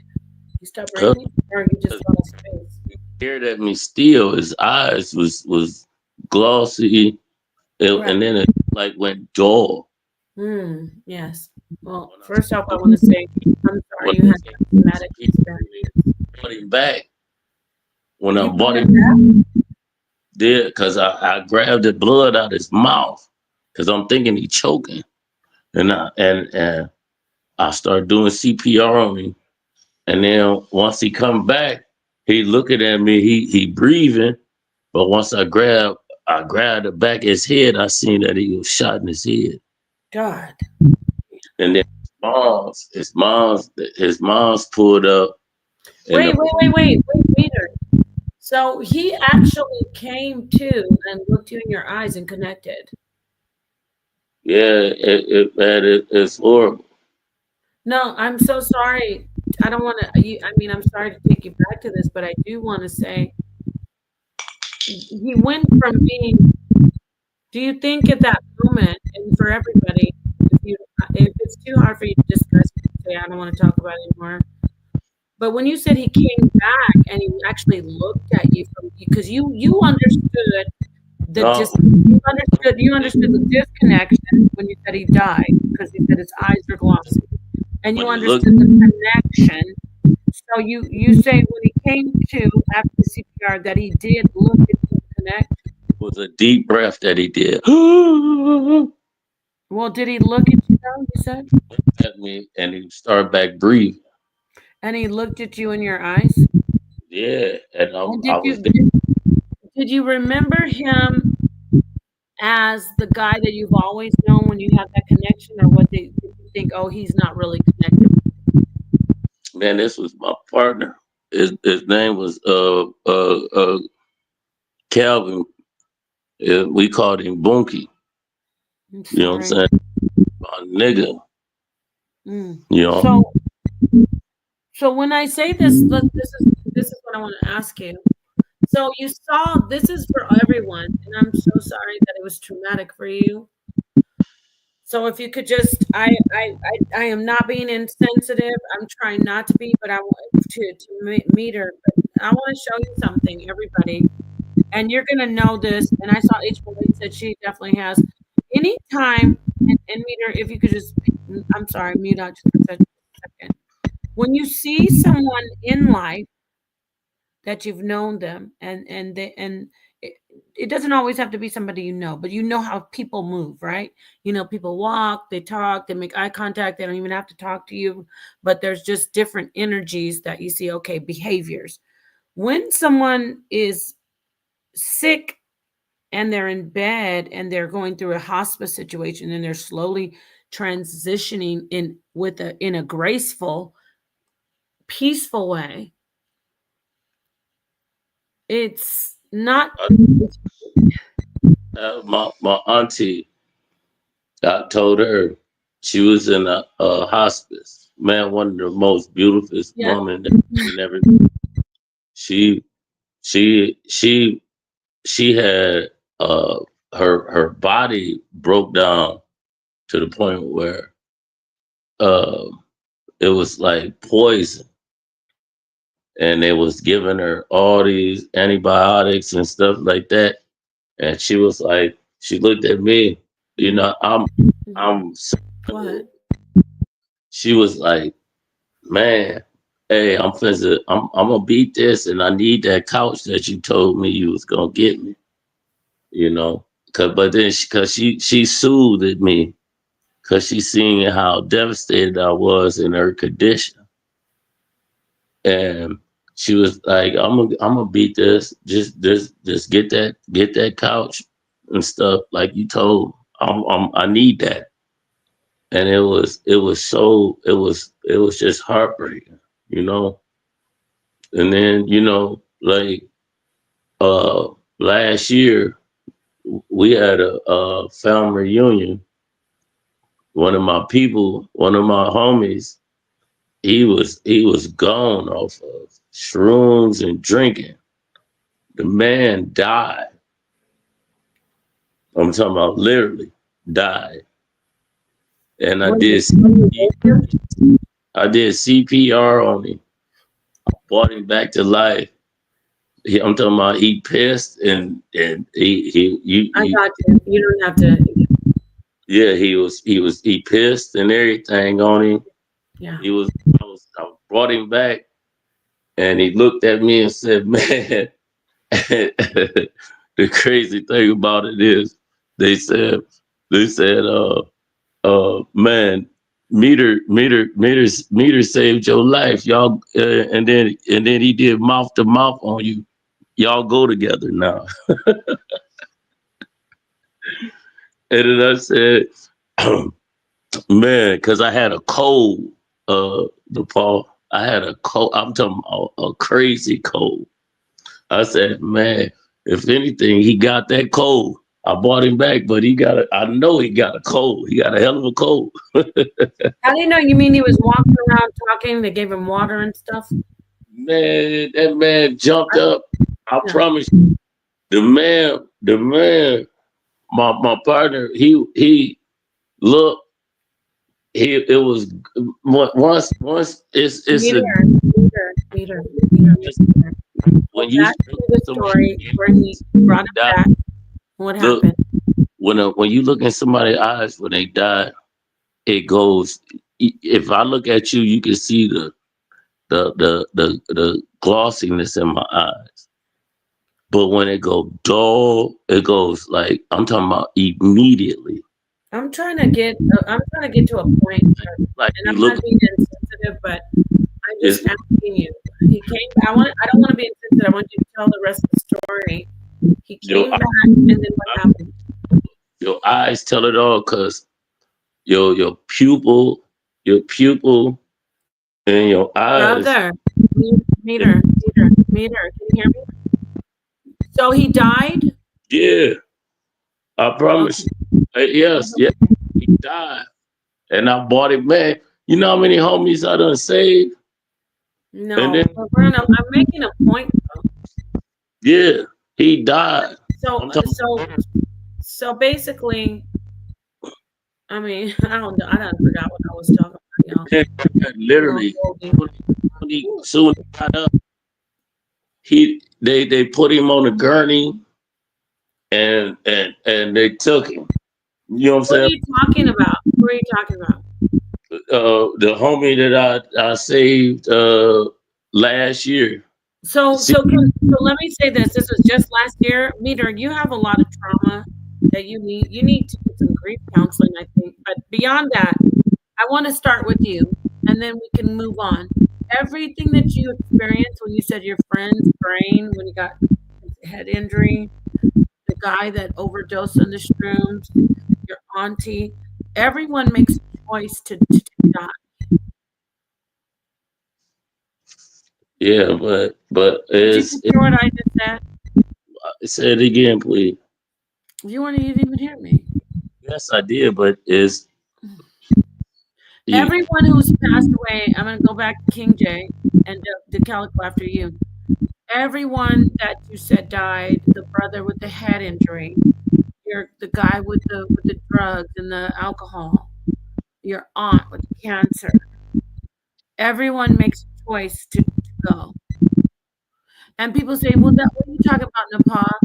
How do they make a choice to go? That brother didn't choose to get pewed in the head, that's not the issue. So a lot of people recover from head injuries like that, severe brain injuries, right? But they come back and they're disabled, or they're incapacitated. So, and then we say, well, what how could you say that about cancer? Nobody can survive cancer. They don't choose it. But there are people who survive cancer, But I got shot in the right? And even if they don't survive up, and people who have been decapitated, everybody energetically makes a decision to, I'm meeting you for a reason. You have that background meter. I'm going to let you go in a minute. Everyone makes a decision. So when I ask King J and DeCalico and Meter, it's a touchy subject. So I don't want anyone to get hurt or offended.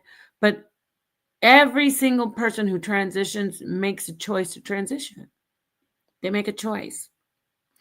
And you say, well, wait, no, this person fought to the end. My auntie, my brother, my cousin, they fought to the end for cancer. They didn't want to go. I'm not talking about what the body did, what the flesh did. I'm not talking about the flesh couldn't make it. I'm talking about the mind, the spirit. The spirit said, there's nothing for me to inhabit.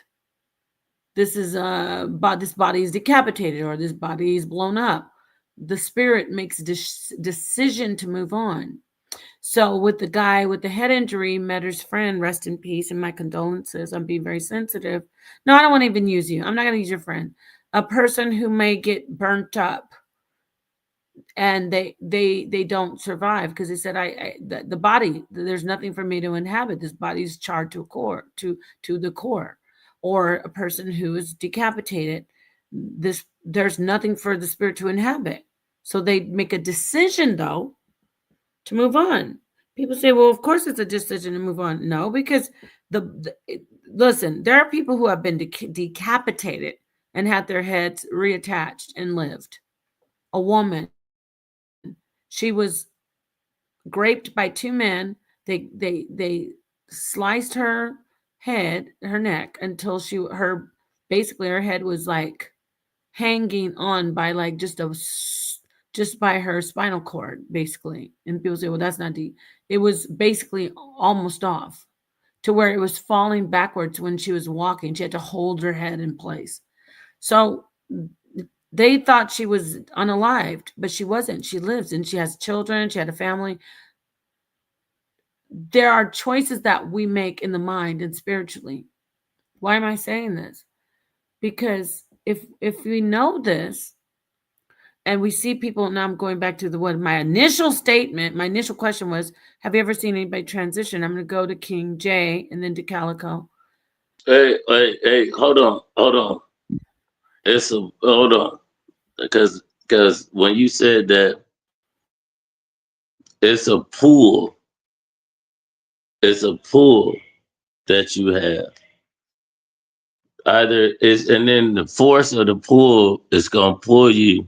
Either you gonna let go, or you just gonna hold on. And that's it. That's the state of transition. Well, you see, yeah, exactly. You see the spirit transitioning. So you say, well, I don't think that she wanted to. It's not about a wanting for us. We start saying, this person need her. One second. When you conscious and you seeing what's going on, it's different from that. Cause Meter. I'm gonna say this. You're absolutely right. The point that I'm making is that when you see, like you said, you saw some tragic situations, some very traumatic, tragic situations. Even a cancer hospital situation can be traumatic, though. But when you saw it, my point is, you watch the spirit travel from being stable in a body. If you could just please mute out. I'm so Mute your phone. Mute your mic. Thank you, friend. You saw the spirit being stable in a body to being unstable and then to completely leaving a body. You saw that. King J, you saw that. And I think DeCalico said his wife saw it. So that was my thing before that's Meter, for you to share those stories. They're very, very painful, and I appreciate you. I don't want to seem insensitive. I appreciate you sharing those stories of trauma, but those stories are common for a lot of people. You see somebody have an accident, somebody do this. It could be a stranger. They could be hit by a car. You saw them stable in this existence. I'm talking about the mind, not the body walking stable. You saw an interaction, meaning you sensed how they looked at you, that you knew they were there, and as opposed to not there. And then gradually, when it's hospice, and H. Millette said she's seen a lot, you can start to see them transitioning. Now, some people will say, oh, that's the mind, and I can explain that is neurology. But a lot of times they can't explain why these people are seeing other people or other entities in the room with them, or old past people who have passed away. And then that's what I was going to talk about, the Division of Perceptual Studies in the University of Virginia. Dr. Grayson, he's not there anymore, but he has a scale, an actual near-death experience scale. This is for when King J first came in with this about his uncle. There is an actual near-death scale. So taking it back, handing it back to King J, do you remember that? Like when you were there, even though it's beautiful when it's an elderly person, they've lived a long life, they're peaceful and surrounded by loved ones. So nonetheless, it's not different from what happened with Meter and his friend. Meter and his friend, just happened so acutely. It happened so quickly. King J, what do you want to say something? I'm here, yeah. Like in regards to my grandma, I probably wouldn't want to talk about it because I probably start crying. But I don't want you to do that. Yes, please. But I'm saying what you see the procession. That's what we're talking about. We're talking about the energy and the mind and the life and the consciousness. So go ahead. Exactly, for sure. But like even just now, you brought something to my attention in regards to my uncle, because like even though they couldn't detect, they didn't have the machines to detect the life force that was still in him. He still hadn't lost his ruach, the breath. You know, his life force was still in him. So I think once like once that leaves out of you, that's what I would consider death, because there's no replacing that, you know. But I would make an argument that as long as that breath of life is still, that ruach is in you, you're still alive. Well, what happens when? But when you say, no, I want to talk to you. Okay. Wouldn't you say that the ruach? I see. This is the thing. Let's not tether ourselves too tight, too securely to the flesh. But let's say just in this realm, in this existence, right? Okay. Damn, we lost Meter. Meter, I just want to tell you, shout out to you. And Meter wants to tell us more. So I'm definitely, that was a painful story that I was telling, but I didn't want to take it too deep into something else. But my heart goes out to you, Meter. I'm gonna say a couple prayers for you. That's crazy, those stories. And this just happened to him. This explains a lot, by the way. You know, seeing how he has been more vocal lately and just really, really sharing. Meter, if you're still listening, you're dealing with trauma, because he said he just dealt with the guy, the mushroom guy, a year ago. His friend, you think about it, he did the CPR, right? And the guy still passed away. But I'm gonna put that on the back burner. It's not that I'm not. So I'm gonna really look into that a little bit more. But let's talk more about what happened with him and you and me and a lot of people. H. Millett said yes. So this is the thing we have to reconceptualize or reprogram ourselves, or don't program ourselves at all about death. We are existing as mindful people, right or wrong? Correct. Yes, Correct. yes. Conscious beings for sure. Yeah, the mind is all in my book. Conscious, yes. Mindful is equal to conscious. So we're conscious beings, and we're existing as energetic beings, right? Uh-huh. Right, King 100%. J? 100%. Did you want to say Yeah. more, DeCalico? No, I agree with that. Okay, so if would you say, if you had to prioritize flesh existence, energetic, meaning you have a pulse and you're breathing, and energetic existence, and your thought. So even the sickest person has a thought, right? Like, oh, and I'm not talking about those who are in a coma or like in a vegetative state. But for me, I've also seen there's consciousness there, but I don't want to get into that. That's too much. So let me ask you. I'm going to start with DeCalico. Prioritize. You have three. You have the thought that the person has, the heartbeat and pulse, well, that is the heartbeat, the pulse, and the breath that the person has. And then you have there's three. I said three, right? Y'all help me. So there's the pulse, The there's thought, the flesh, and the life the force. thought, and then there's one more. The flesh is so it all is your existence, right? Okay, so there's the mind, which is consciousness. That's your thought. And then you have the heartbeat and the existence, which is flesh. Yeah. I thought there was a third one. Damn it. And then you have the energy. Nah, Your energy, your life force, your ruach, your breath. Yeah. Oh, right. You have something that is okay, good. So you have your mind, your thought, your actual thought of who King J, DeCalico, Meter, Nepal. You have your thought, your thought. Not oh, well, people think, your thought only. I don't know all your thoughts. They're only yours. So your thoughts, and then you have which is your mind, right?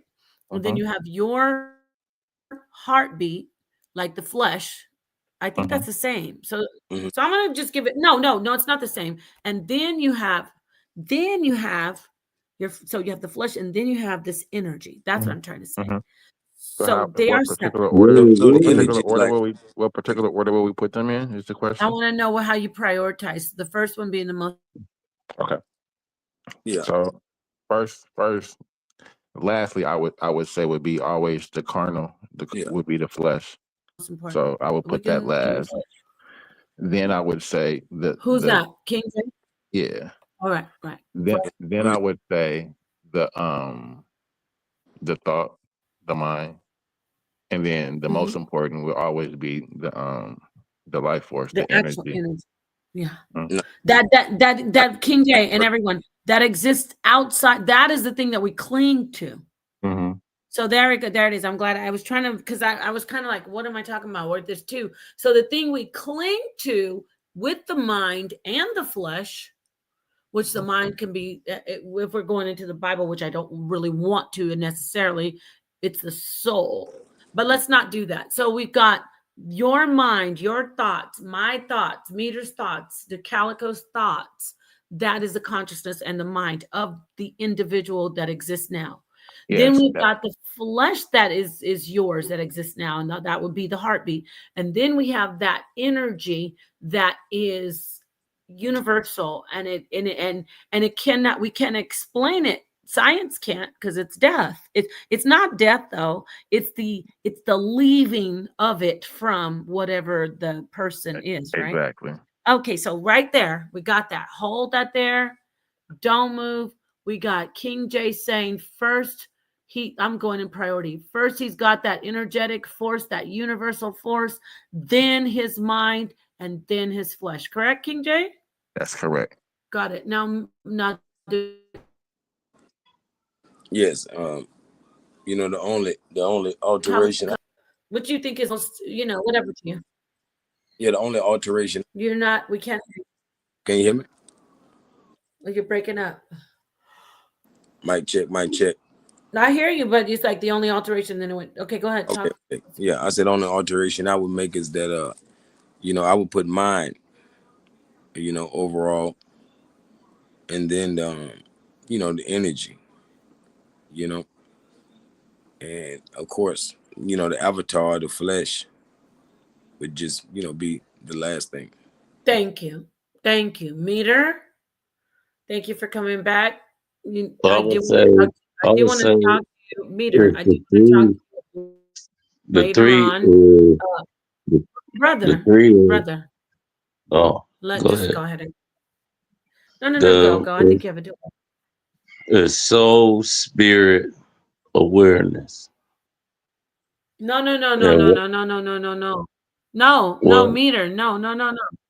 Meter, we want you to prioritize your actual body with the, whatever, how you have the you can touch and feel the thing that you wash every day and eat, your actual body, your mind, which is your thoughts that you're sharing with us today, and then that life force, that That's will that's cling. everything I explained. No, you labeled them some things, and I just want to be clear. So can you? It's soul, spirit, and awareness.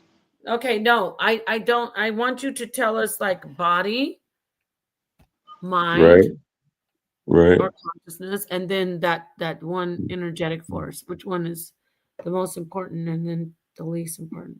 Because it's okay when we speak of spirit.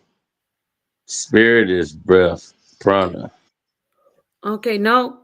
See, I no, feel for you with your trauma and your grief, but I ain't talking about no trauma. you're I'm not taking talking us about to no. another place. I want you to tell us No, the answer. Just which one do you put first? Your body, your flesh, your mind, your thoughts? If you have to choose, oh well, I would or say and I would the say universal like spark. I'll say my mind. Okay. And then what's So, second?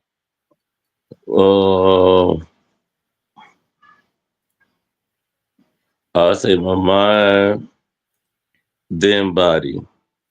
Mm-hmm.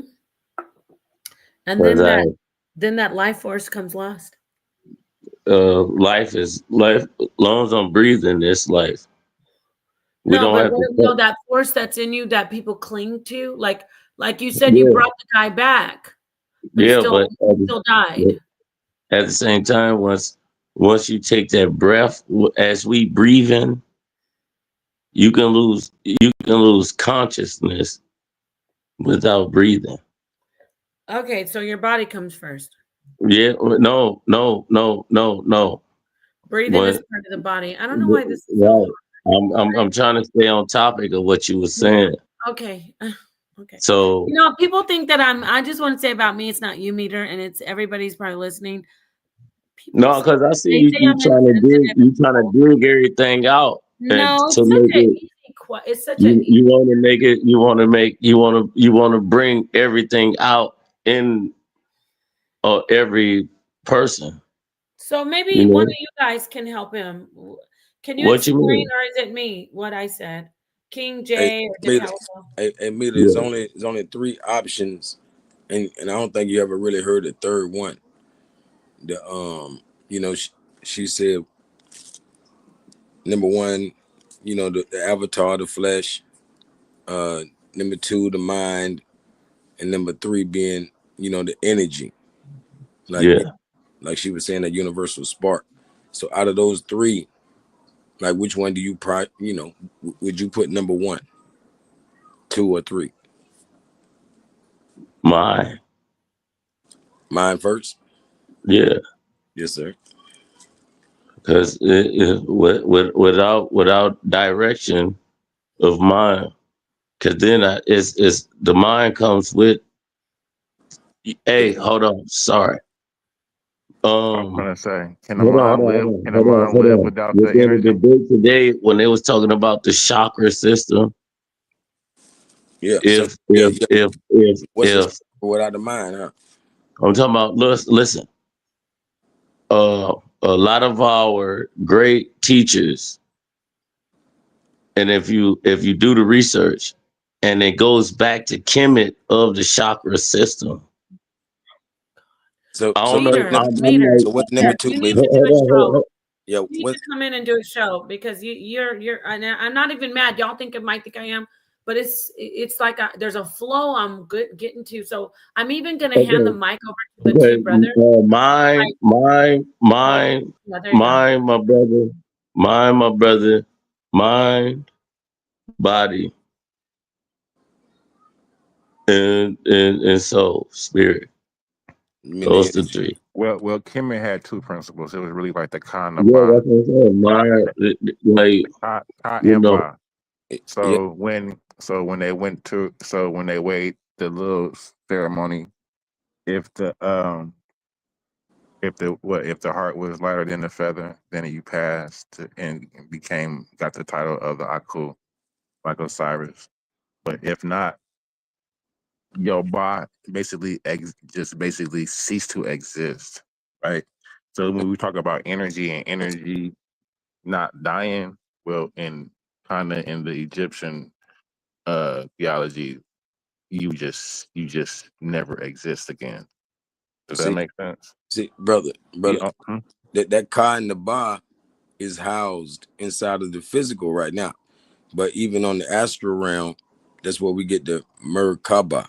That's the spirit ascension vehicle. You feel me? Yeah, but the Ka I agree. the Ka extends. That's the whole point of the story. The Ka extends. The Ba stays, right?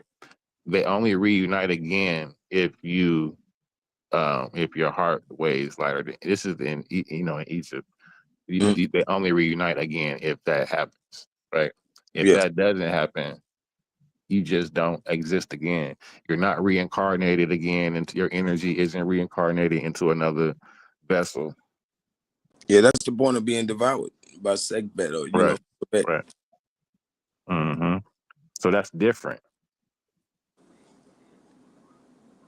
That's It a really is different not reality. different, though, bro. No, I'm saying that the kind of body is still housed, just like in the flesh we have a vehicle, which is the avatar. It's housed. It's The housed spirit, for sure. spirit is But still. the ending. But if you said the energy never dies, well then how does he devour the heart then?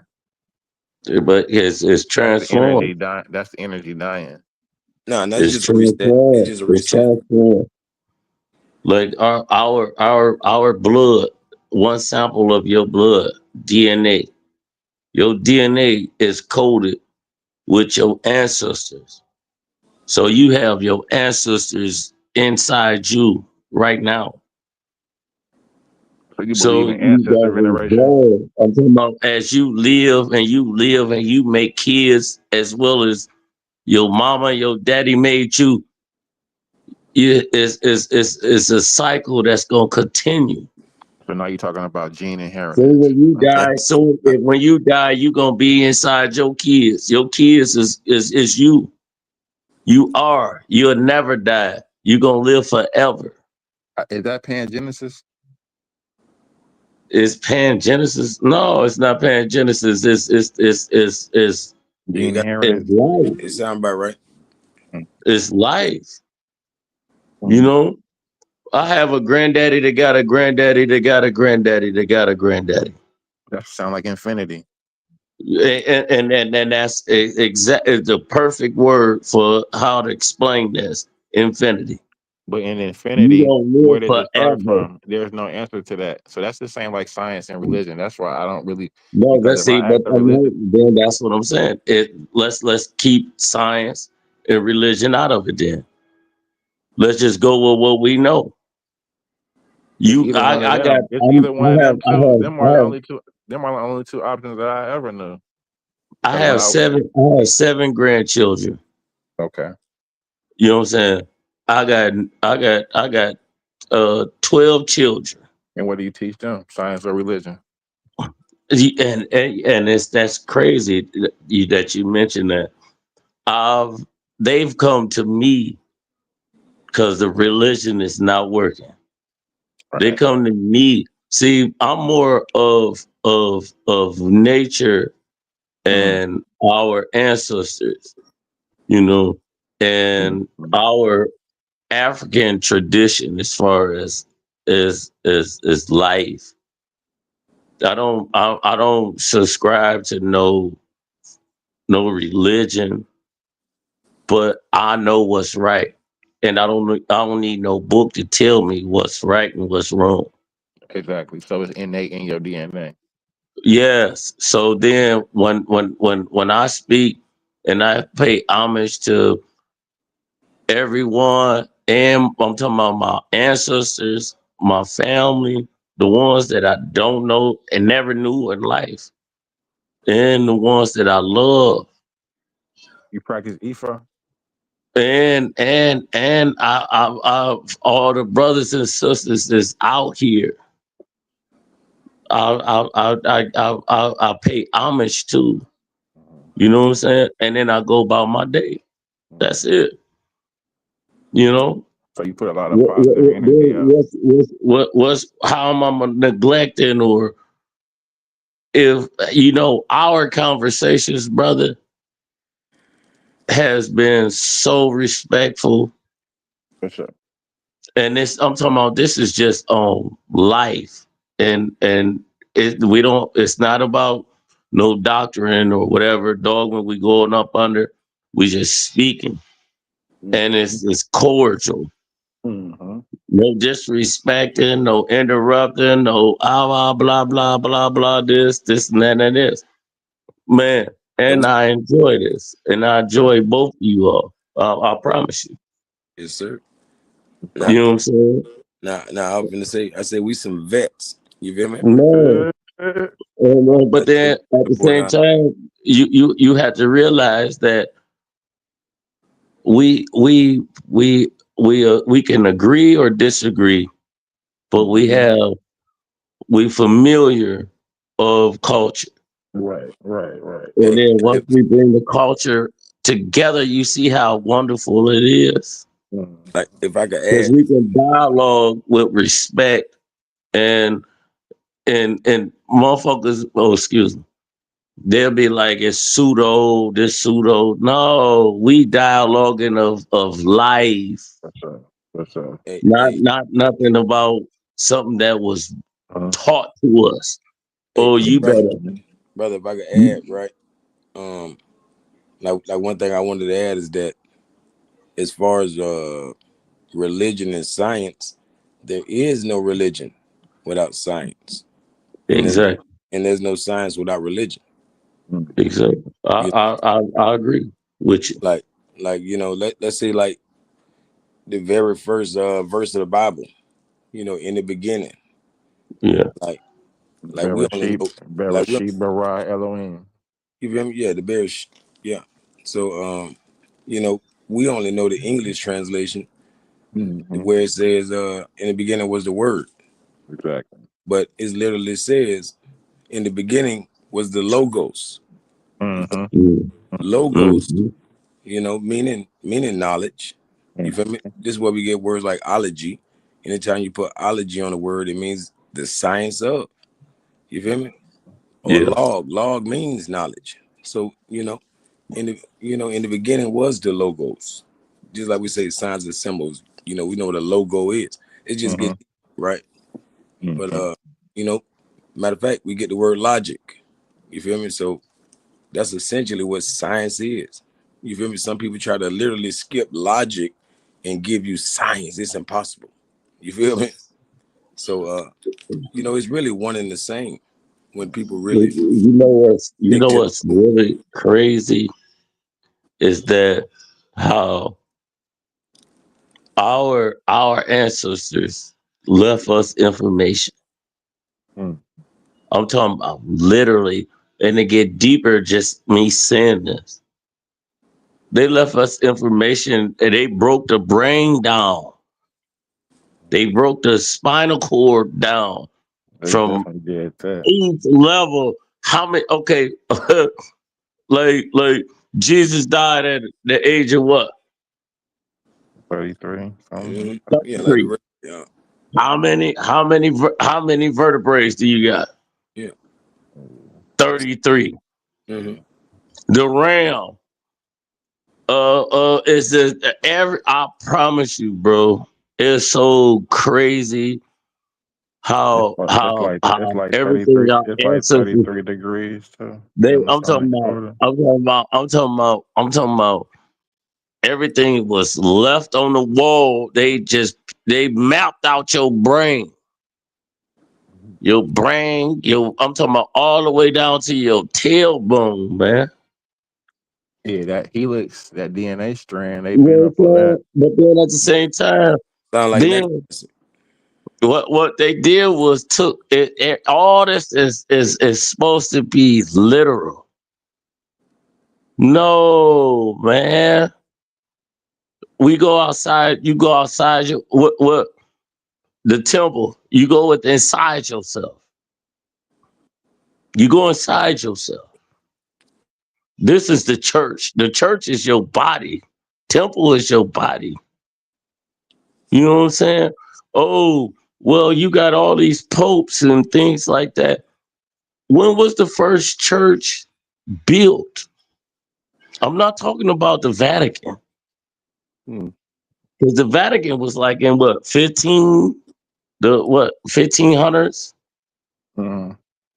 The first church, you got popes lined up already, man. All this is for us to be slaves in our own minds.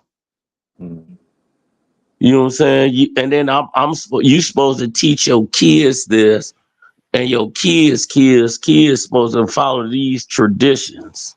But you say it's slavery, but then you just called the word out. It's traditions to a lot of people. No, Mhm. I said slavery Yeah, but because what it's a about those? tradition. What about the That, people who no? What about the people who use it for centuries in their families and it's working? because you know what, they used it. They used it properly. What about Yeah, Christmas? They What about use it. Christmas Use yeah. it. Christmas. as a tradition? Listen, exactly. I'm talking about they used What it. about it? No, no. What do you mean exactly? What about Christmas? They used it. They Well, I know. used. I'm asking again, King J, not you, Meter. Well, What well, about he- what about well, Christmas? well. He spoke about traditions that may be, Yeah, that we use that may, right. So I was giving that as an example of No, something. and I want to ask you exactly. That's a perfect example. Mhm. Christmas, did it bring death and destruction, or did it bring peace and So happiness? listen, so listen. So do we Is know it? That's that? a simple question. That's why I kind of removed myself. It's Do so you Yeah, know? you Do know, you it's know a that? question I want. Wait, hold on. no. Because Let me answer real quick. So yeah, so in he's the Bible, saying, is it Jeremiah?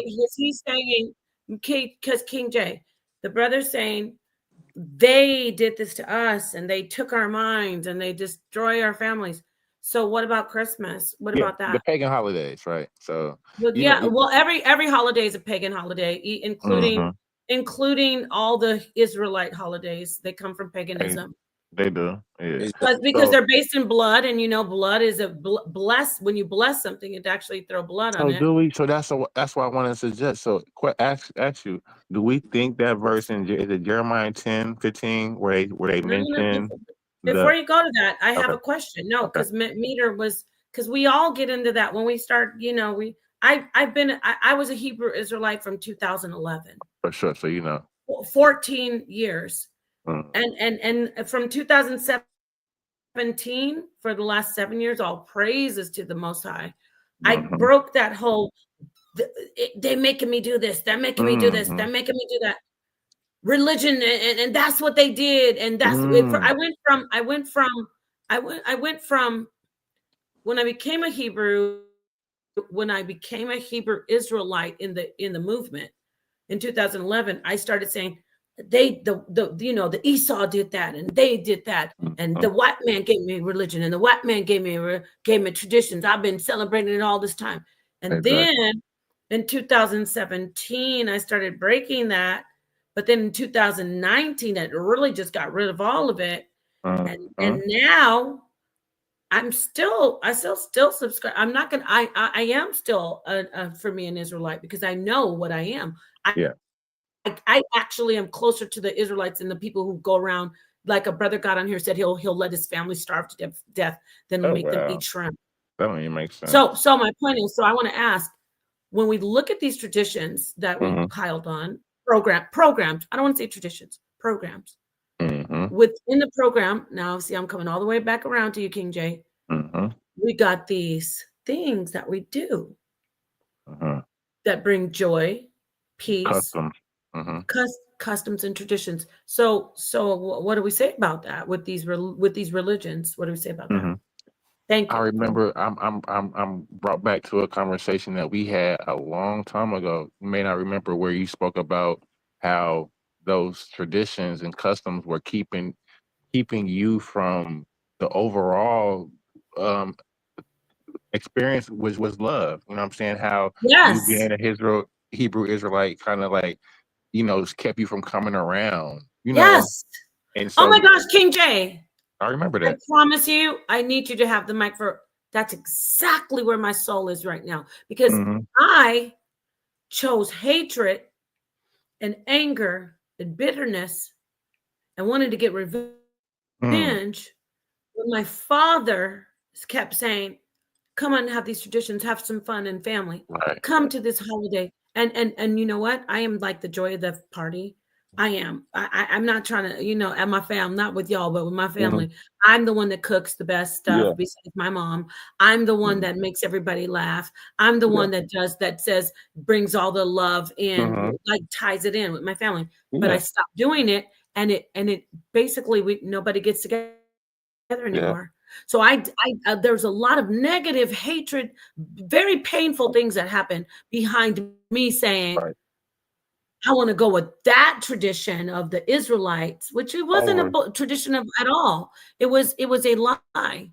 It was Mhm. a movement of stop doing Christmas. God, don't you know it's pagan? The Exactly. white Yep. man. Yep. And Yep. so when we hear Meter, and I'm gonna let him back in when I followed stuff that I thought I'm breaking the white man's thing, but I Mhm. was it was even today it's a Mhm. miserable thing that I can never take back. It's That. miserable that my Yeah. father passed away I'm and sorry that that I happened. never did make those foods for him. It's a Mhm. miserable thing that damaged my existence. I'm sorry Where it had to happen. no, you know what? Thank you for your compassion. But you see, now when I hear somebody say they taught us the Christmas and they taught us the traditions, Yeah. these things that they taught us, Yep. Black church, really? It's I it's know no, I talked a lot, Dick Calico. I don't want to. I know the brother King J wanted to talk, and then you can come right in afterwards. But that's Mhm. why I was like, well, so what is so back to Christmas? Mhm. I had so much fun on Thanksgiving. Woo, Mhm. woo. Yep. I Yep. put up my Christmas tree. All praises to the Most High. Mhm. You could say Yeah. Jeremiah. Da, da, da. You know what? In I Jeremiah, understand when now. they were doing that, when they were putting that Christmas tree up, they were putting it up worshiping a whole different Yeah, it God. was. Yeah. Yeah. Definitely. Yeah. And guess what? That's just the narrative of the Israelites in there. That's their business. Yes, I said it. Mhm. I don't Mhm. know. It could have been a Muslim. Think about it. The Muslims, if we wrote a book, the Muslims Hmm. did Ramadan to the God Allah. But you get what I'm saying? But then the Christians Exactly. say, but we worship, but we praise Jesus on Easter. And that's my book. So I'm gonna say they're so bad. Mhm. So I understand. go Yep. ahead. You get what I'm saying? It's like for me, I do keep the law, but it's not because I feel like God's gonna destroy me. It's like some of the stuff I don't. When the brother said, I came full circle. I know I'm talking a lot, sorry. When he said he would let his family be just perish, then eat some red lobster. Mhm. That's I crazy. lost That's I crazy. lost it. I was That's taking a little too disrespectful far. to him. But go ahead. But go ahead. So talk about these traditions and and Yeah. everything else that I said. Because I Yeah. mean, it's Because like a lot of those traditions bring me joy to this yeah. day. If I were to pass them away today, a lot of these Christmas and family together get-togethers, I'll be like, damn, but at least I had that. Yeah. Not, oh, I'm And so glad yeah, because celebrating Christmas is not gonna send you to hell. You know what I'm saying? Like, you know what I'm saying? Like, I didn't that's go to that. yeah. I'm just saying, like, it's not bad. Like, like they give examples in the Bible where it's like it's like of when the eating of the swines. You know what I'm saying? Like, if eating pork offends the other person, then don't do it. You know what I'm saying? It doesn't really affect you. Like, I can celebrate it, and you can still celebrate it in love with your family and not make you not a Muslim. And it doesn't make you not a Christian. It shouldn't affect your faith or tenets, because all of them overall should be love and and that joy. And like you say, like, I wouldn't want to miss an experience with my family, you know what I'm saying? Because, oh, I'm not coming around because they're celebrating Christmas. And I'm missing that family experience of love and all my family, and something happens to one of my family members, and now I'm sitting around feeling like, damn, you know what I'm saying? I Yeah, missed this that time. was so You know, I could Hey, have shared well, with this family member, you know what I'm saying? But, right. I was trying to What would you eat say? pork. Would you say if somebody, because I know, like, if someone came to you and said, "Oh, brother, but brother," you know, hey, Don't it eat the says dot dot swine. dot here, and you know what I mean. It says right here in Right. yeah, Torah that now, now you gotta say, take them down to the Chinatown. Like, what do you say about that? I would say, what did Jesus say? He said, will somebody not save somebody on the Sabbath? You know what I'm saying? Would you not feel like you're gonna, like, come on now, you can't do good deeds on the Sabbath? Like that's the overall thing I think people is missing is love. And you know what I'm saying? And that it's like, I don't know, if keeping the customs and rituals and traditions make me miserable, yeah, I'm not gonna keep them. Or if you grew up and you understand, see, this is where people get mad at Paul, but Mhm. these are things.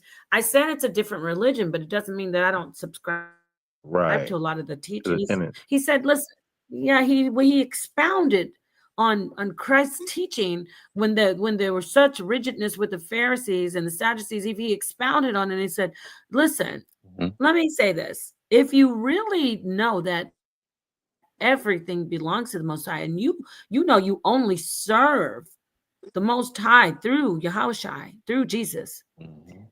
there's nothing that anybody can serve to you. First off, I'm not eating anything that I just don't want to anyway. My daughter never ate it. She grew up in the like there's nothing like, ooh, I sure want some crab legs. Well, no, I'm not going front. The crab Right. legs tasted good, but there's nothing like I'm sitting around and it's not a choice to be like, Mhm. I Yeah. could either eat crab or I could have some flounder. Mhm. You see, you get my point is, will you when you do that, right? When you're so rigid Right. and you said, what's the reward at the end? Do you think you're saved? Because Exactly. remember what Christ Exactly. said when Paul said, remember Christ said, the one that sits there and says, wait a minute, Lord, I did this and the other one didn't do it, and they're Exactly. still saved. Yep. You're So, not and then saved through deeds, DeCalico, hand the mic to DeCalico for afterwards. sure. Thank you for letting me. yes, ma'am. Well, See, I'm saying that I don't know if he had something else to say. I didn't cut him off. King J, you're Right. done. No, I agree everything what you said. Yep. No. Yeah, that's it. Okay, so but that don't mean that I can't bang with the Bible and everything like that. But I'm just talking on a different level right now. Mhm. So Yeah. DeCalico, go ahead. yes, ma'am. I'm sorry. You Yeah, know they're gonna yes. clip this up and say, "See, Nepal's a heathen. She does Christmas and whatever." But I don't care. Go Hey, ahead. watch. See, watch this. See, when it comes to like the word pagan, which people like to use like a trigger word, you know what I mean? Just like when you know, like anytime we talk about the Bible, people use words like allegory, which they don't even quite know what it means. They just always just means a story. But anyways, what I was saying about the word pagan, a pagan means a country dweller or a person with old time traditions, right? So for a long time, you know, I feel like I've been the only person that would say something like this, but I'm a proud pagan. You feel me? Either you're a Christian or you're a pagan. So I'm gonna just put myself in, you know, in that own in my box, I guess. So you know, I'm definitely, you know, more so with the old time traditions. You feel me? And I remember back in the days, like having some jewelry, like the big Jesus piece. I had a watch to match. I'm talking about you can cut your fingers on Jesus' head on his thorns. You feel me? And I'm reading this Bible and it's talking about these graven images and all this kind of stuff. So I'm like, you know, it's just wrecking my brain for months. And I, you know, trade all of it in for just like plain diamonds and gold. I feel like I want to get rid of all these graven images. And it, you know, it dawned on me years later. I'm like, you know what? I don't know why I got rid of my jewelry. Because literally it say in the Bible about, you know, don't worship these graven images. I ain't worshiping this shit. You know what I'm saying? I know Excuse my that's language. right. You I know? know that's right. So I could have had as much, you know, graven images as I want. That's why I got the statues and whatever Right. things I may like. And DeCalico, I regret throwing it with my grandmother. She was around in the 20s. Yes. And she had, or maybe she got them from inherited them from somebody's, but she definitely was around in the 20s and 30s. But she had the original, all of the Wizard of Oz original books. And Wow. I had them, right? When she Wow. passed away. Being foolish, and they're worth a fortune It's now. 100 years old. I threw them in the garbage. Mm. And I still look back and I think, why, God? Why? Yeah. And I say God because I'm saying to myself, not to the most high unfathomable God. I'm saying to myself, this is what you did. And I'm not, I mean, I'm not like dwelling on it, but I, like you said, right? Mhm. I just want to jump in. When you talk about your necklaces, it's like, it's a different context, wrong or right? Nah. It's on the same page. Same page. No, It's, I'm saying to think of like graven images, like you yeah. said, and Yeah. having a necklace or a set of books. Yeah. Because the Bible drove me to do it, you know, to get rid of it. So, you know, I feel like I misinterpreted it, you know, and I kind of acted brash. Probably shouldn't have, you know, I definitely shouldn't have got rid of it because I never worshipped it. Not then, not now. You know what I mean? So that's the clear cut difference right there. Like you're not supposed to worship these graven images or these whatever, you know, these other gods or anything else. You know how I go. But I deal with it. I just don't worship it. So you say so you say you're okay. Bro, So I you would say, have a golden calf in my living room. You hear me? No cap. I Yeah. go can. Yeah, I would. Can I say something? See, religion and whichever, you know, religion you assign to is cool, but then when you really break it down and it's all about science, our ancestors broke this down and it was given back to us to practice. See, like I can break certain Bible verses of reality though. Just reality. Oh man, I'm talking about you go inside yourself. You are God's. Your body is the temple. You take care of yourself. And you know what I'm saying? You respect one another. I don't King J, I don't even know you. and I respect you. I don't need no Bible, no nothing to tell me like, oh well, Meter, hey, I gotta. No, I respect you because of I lead off with respect. You know, For sure. I lead off with respect, but then at the same time, that's just like when we break every like. I'm not gonna knock no tradition because if it's properly represented, it's beautiful.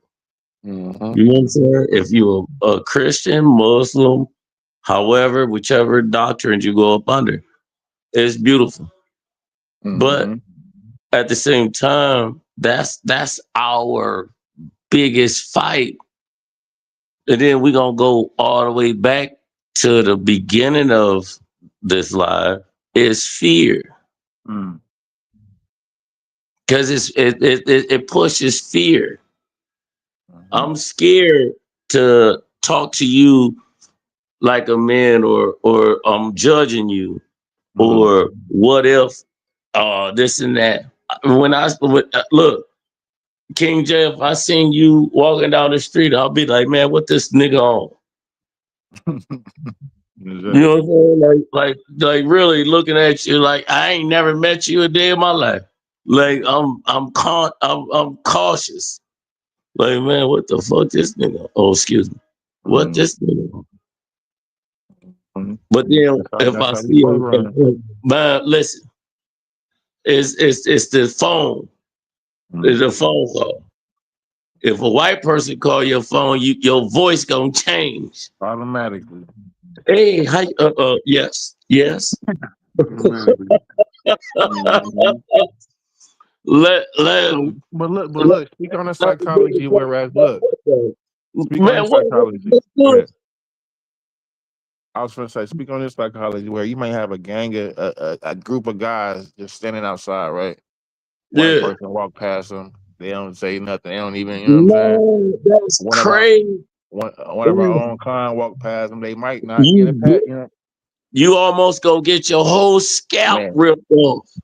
and most independent, yeah, Ain't that crazy? that's crazy. The valley of the Man, shadow look, of death. man, I'm talking about a white person can pull up in the Oh, trenches. he good. He I'm good. talking about Mm-hmm. in the trenches drunk. Hey, Mm-hmm. ain't nobody gonna ask him where he from. How you guys doing? Man, let me Feel me? pull up in the trench. Man, y'all gonna blow my head off. Yo, you gonna try to blow me down? Yeah, that's crazy. Ain't that crazy? That's crazy work. Like without me, you don't even give. Look. Mm-hmm. My understanding and how and this is how I I'll know you first before I judge you. You know, by I'm gonna person know by their you. spirit. I'm saying it for a reason because if I know you, I'm gonna know if I'm a if I'm a mess with you or not. Or not, right? For sure. If you one of the ones that yeah, this a good nigga, I'm keeping him. I'm gonna fuck with you for sure. You know what I'm saying? If he ain't, man, kick rocks. Go ahead. You heard? No, but I'm talking about it's that simple. Yeah. You dig what I mean? But then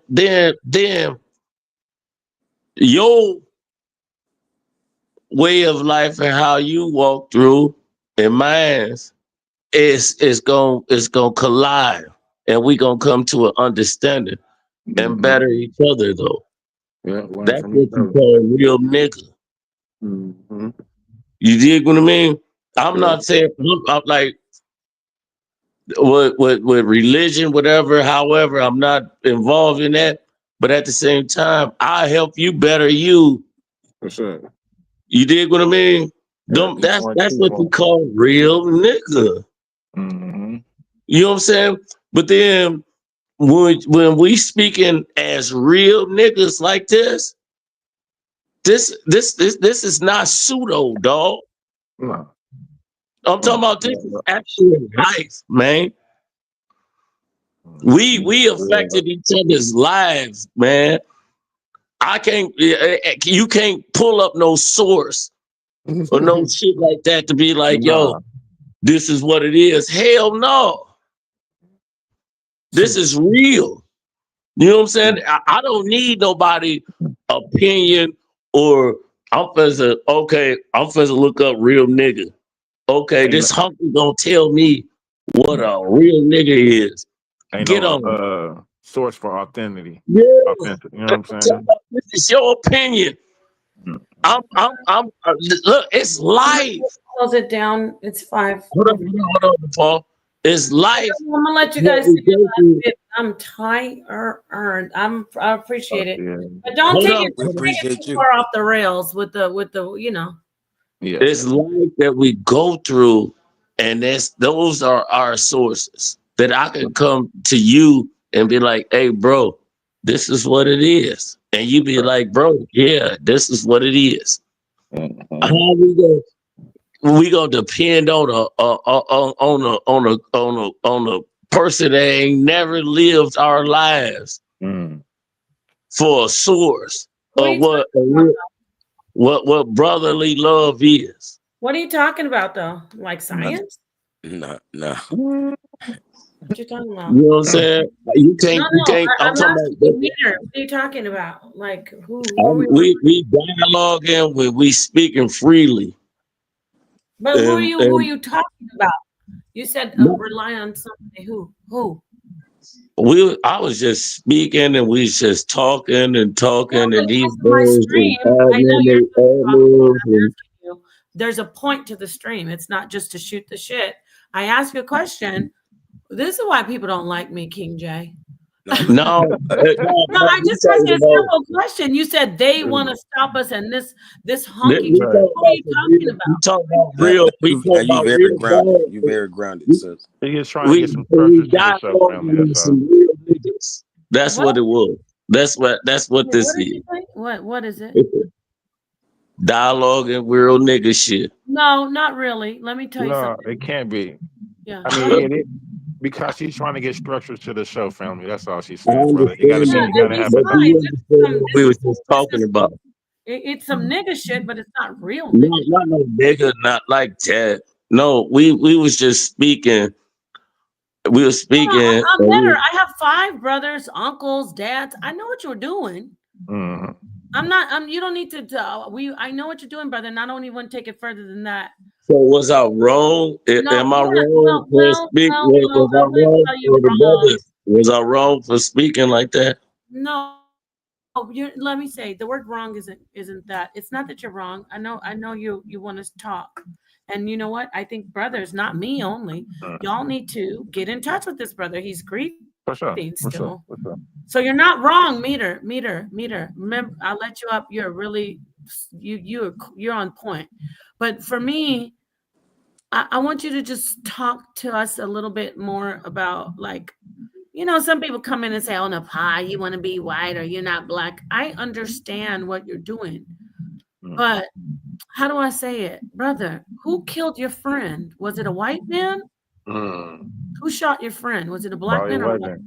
Probably was black on black, maybe. I want to, yeah, maybe I don't know. That's why I'm asking. So Was it a black man it's or a always white the man? vicinity, you know.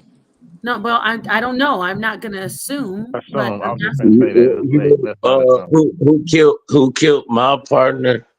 You know what I mean? Yeah. Calvin Cutler. Who shot Ooh, him in don't say the his name.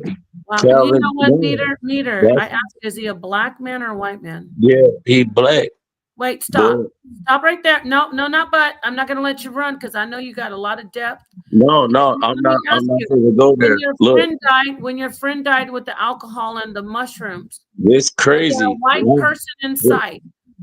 Just listen, watch. No, I'm not gonna listen. I I'm want to talking help about you. watch. It's gonna take a couple seconds. I'm not No, gonna. mine is taking you also a couple seconds. I need an answer. Oh, Did a white man oh. come in and give your friend the mushrooms and alcohol that he died from, or was he No, black? I bought him. I saved his life. That's my guy Rolo. His Rolo. True. You know what I'm saying? Cold ganking. That's what they call You're it. telling on yourself. You're telling on yourself. No, my guy Rolo, he did. I saved him. I can. He came alive again. Then he's not dead. Not, Guess so he's what? not dead. He's not dead. No, the crazy thing about it, they filmed it. I ask you a question: is he not dead? No, he's not.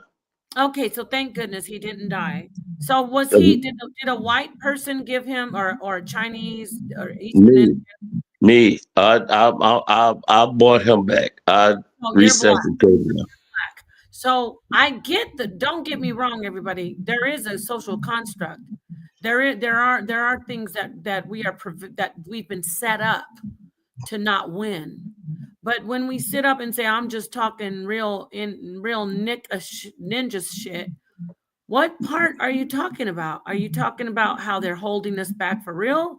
Or are you talking about, are you forgetting that part right there? What are they doing to stop you? What is a white man doing to stop you? Because there are things, but I want to see if you know, because you on some get rid of the Bible, and I want to know what. No, we stop ourselves. Okay, so we don't have to talk about the white man. We stop. Look. I'm not stopping myself. You gotta clean up the house. You gotta go within. You know, I can't say nothing. Okay, let's take racism off the table. And I'm talking to King J.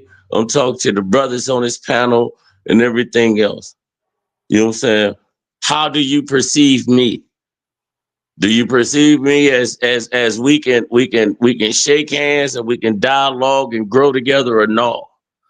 Yeah, I would agree that we could build together. Okay, then, and then let's go from there. This coming from home first, and then we gonna figure everything else out. Now we on the path together. We got to understand it. That's more like on some parent African stuff. You know what I'm saying? Yeah, but when do we have to stop and realize that you is my brother? Yeah, no, we don't have no contention. From here, you is not my enemy, man. Where we go from here and how do we do it? Let's take off.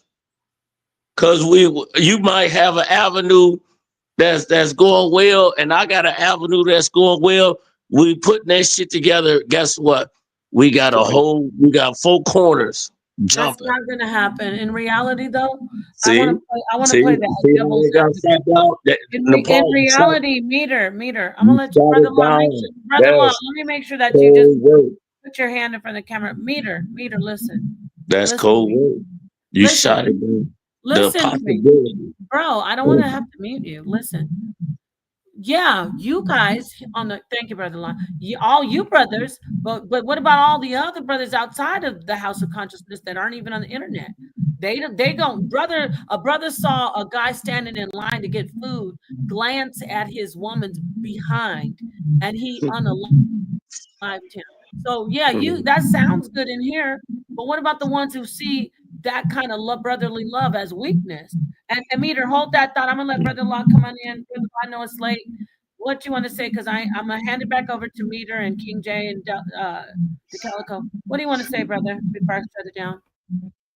First and foremost, peace and blessings to all of y'all on the panel as well as your families. Peace. I see that I was just having a conversation with I'm not sure if it was a Muslim brother or a Muslim sister in the chat in Arabic. I was hoping that maybe they were going to be able to jump onto the panel, but I guess I've seen it. Oh, somebody in the chat was talking about something in Islam? No, we were just having a conversation in Arabic. I guess they must speak Arabic. Oh, from here on the panel? Yes. Who is that? Is that one of you guys? I don't know. I missed that. Is that one of you brothers? No, he's probably watching it auto dubbed. He's probably getting auto dubbed in another language. Is it? Brother That's Law speaks. Only thing I can think of. It's Arabic. Brother Law, before you go, let me ask you a question. Brother Law, since you hit the panel, it might be this. Like, what do you say about the afterlife? And I mean, I know you're a devout Muslim. I want to hear from you, not away from your faith, but if you could share with us, like, do you think if I give you a list, not think, let me give you a list, and you have to prioritize. The list goes this way specifically. Which is the most important? The universal mind of Allah, like the energies, the spark from Allah, from what you, because I say Allah because I know that's the Almighty God. So is it the universal spark of life, your mind, your consciousness that comes after the spark has been in your flesh, or your flesh? Like, prioritize those three. Like, it goes the spark of God, the light, spark of Allah, your mind and your consciousness, also known as soul, and then your flesh. Prioritize which is the most important to the least. And then tell us why. From an Islamic standpoint, just the mere fact of what you're saying in regards when you started off with Allah's mind, I would say that for myself, I would say astaghfirullah. Astaghfirullah in Arabic is, I'm not even going to enter the realm of even trying to attempt with Allah subhanahu wa ta'ala is thinking. I don't have that right. As a human being, first and foremost, and as a Muslim, to question the mind or even consider what the mindset, if you want to put it in that category of even having Allah having a mind or anything, that's a realm that I choose not to enter into. Okay. For myself, I look at that paradigm of us being in this worldly realm as just being what it is, a test. I have laws as well as everyone else has laws. Whether you perceive yourself as being a Hebrew Israelite, a Christian, we all have the dualities to do right and to do wrong. And in Islam, we're all accountable for our own deeds. Meaning, in Arabic, we say the day of Yom Kippur. Yom Kippur in Arabic is the day of judgment, which we're all going to be judged for our good deeds as well as our bad deeds.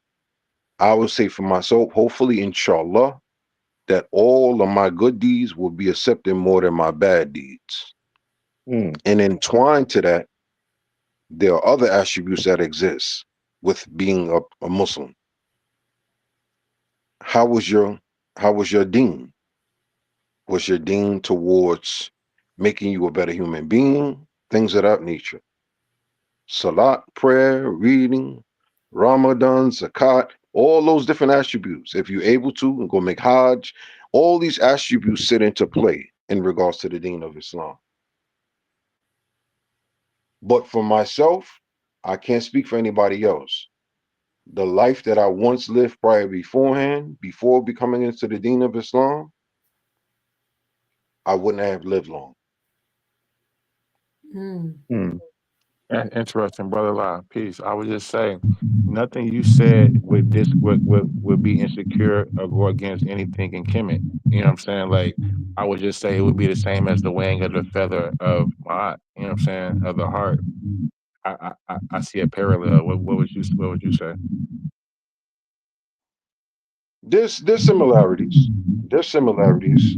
Like for myself, even a lot of people, when I have conversations with people and we talk in depth, I mean, I speak to people from all facets of life. I speak to Hindus, I speak to Ashkenazi Jews, I speak to Hebrew Israelites, I speak to Christians, I speak to Buddhists, I speak to a couple of people.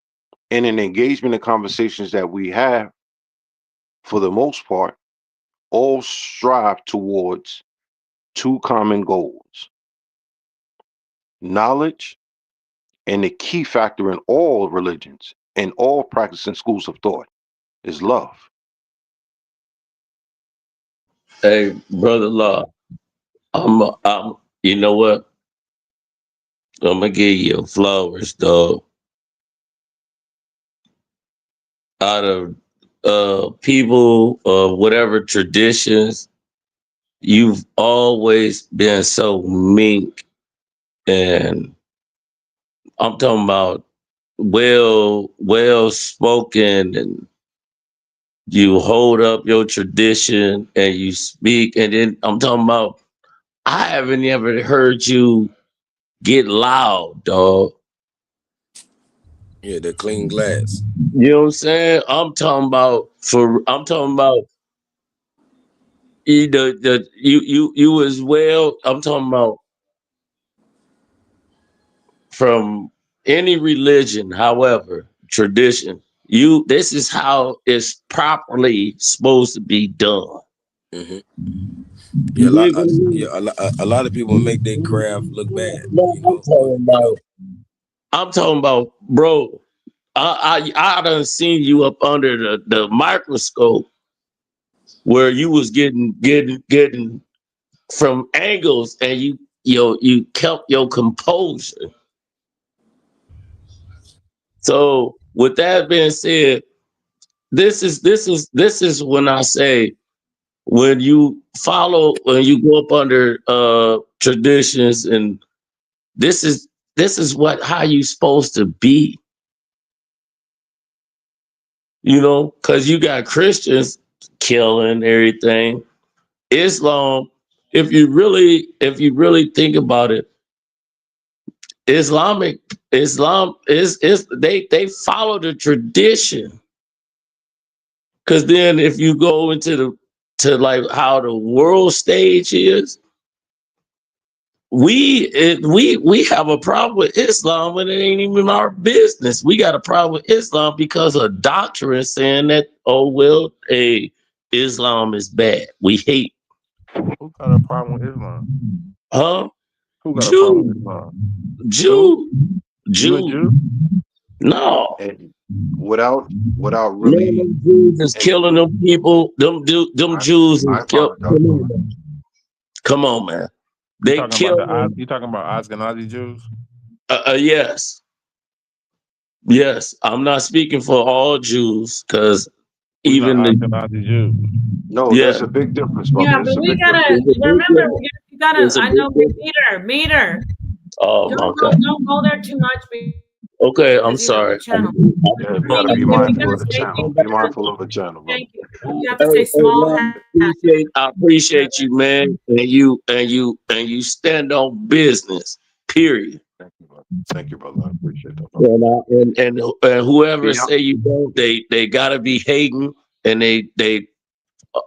you stand on it. No, I mean, brother, to be truthfully honest with you, to alleviating religion and things of that nature, I look at it from this standpoint. This is whether it be a woman towards a man or vice versa, or towards the same gender. What do I gain by having a full-blown argument with a total stranger on the internet? Exactly. But I'm at the not about same to time, I'm not about to get an internet squabble. We're not gonna square up. You're not gonna give me a fade. I can't give you a fade. It's okay to agree to disagree. they bait. I'm talking about. I've But see, seen. but brother Law, check I've this out. I just want seen to say, been baited into for a response. I'm talking about just to get a response out of you. I've seen that. I'm talking about you triggered, trying to trigger you off to represent Islam, to the, well, we got brother Law. Hey, trigger you off to do that, and you always been cool, smooth with it. And I'm not jocking you or nothing, but I'm just hey man, that's all I can say though, bro. That's a very great Yeah. compliment. But I want to ask you, meter, who you mean? What you mean, basic brother-in-law? You know what? You know what? Let me take a high road. No, but let me just say this. Brother-in-law is one of the most loved people by Sonetta over here. Just to sit, meter, you don't have to talk. I'm just But going to clarify that. go ahead, Paul. I'm gonna let you speak, Yeah, Paul. let me just. Because you I know where don't that know what conversation's going. you know what it is. What do you call it? The gin. There's gin all over here, but I'm fighting it. I don't want to be. Look, anyway. but no, brother Law, real quick That's a question. great. I love that the brother is telling you do always hold your Composure for sure. Great decorum. But I do have a question Like I for him. said, If I could ask, Nepal, I if I let could you Hold, ask him a speak. question. I your let you say composure, Nepal Brother Law, because even you though said the even person's sometimes name. I I've didn't say snapped on you, anything. you still, it sounds like you're trying, Yeah, she said no, my no, I name. said you. No, she No, I said said Meter, Sarnetta because he name. sounded like he was trying to throw some shade on my husband over here, talking about, and somebody's always saying, Brother Law, it's all love. It's all love, Meter. I'm not No, gonna let you sit here and talk about but him. we know what it is. Saul Yeah. is an instigate ass Oh nigga. No, he's not. Wait, hold on now. Whoa. Meter, I know you're having a good time, but what you're Yeah, put not him in the gonna bag. do, He I'm tripping. listening. don't He talk tripping about, right there. I don't think you meant to say that. So Meter, He do me a didn't. favor, brother. I'm gonna put you He back was on the panel and you he say was good just night. happy in the moment. Yeah. Well, see, thank you. I'm glad I have everybody else to help me. Meter, See? take it easy. Go ahead, everybody. Everybody, let's go around. Let's start with Brother Law because he has want to sit here and look at me. Before law. Come on now. I've been rocking with y'all. I'm talking about forever. No, you No. good. That's why I let you back up on the panel. What's wrong? Okay, so let me speak my piece. Not Yeah, about, don't talk about Sonetter though. Man, you just son, on that. man, that man, we know that man gonna hype. Oh my goodness.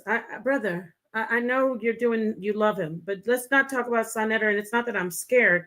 It's that Bro, I just why don't would want you he? to. Yeah, like that don't even make sense. Yeah, Like, let's start with Brother Law. Close out. Say I love that you came in and talked about.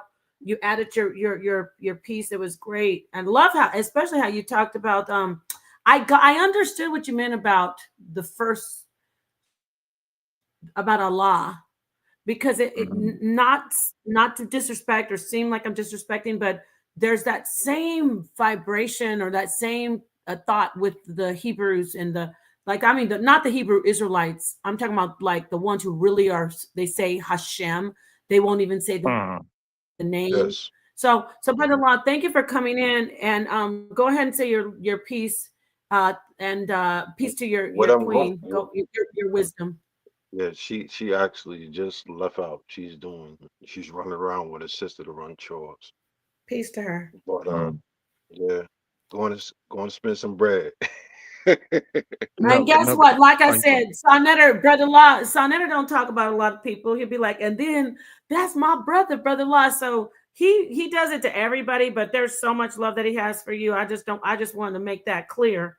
No, When I know exactly what it is. right. I understand. I understand exactly what it is in for regards to the sure. relationship that I hold between myself and Sarnetta. For sure. At Hey, times, things can hey, be no, said, but they might not uh, be able to be out of not even I would perceive it as being anger. It's basically more so out of, in a sense, a big brother having a little brother and trying to direct him to do something that he feels is right in the little brother's rebellion, mm, if that makes sense. mm. They do. But real quick, Napod, could I close out real quick first and you just let Brother Law have the final closeout? Because I just want to really to just ask Brother Law a question. It just has That's really to fine. do. all you guys close out and I'm gonna even bring Meter in here and then please once everybody's done, I'm just gonna come in. I'm not saying anything. Somebody just say thank you, good Okay. night, and then I'm playing some music. Go ahead. Okay. Well, yeah, Brother Law, because I appreciate you on the panel and I just wanted to ask you because you mentioned about, you know, Likewise. debating information, right? And I just want to just as an example, having you this morning, right?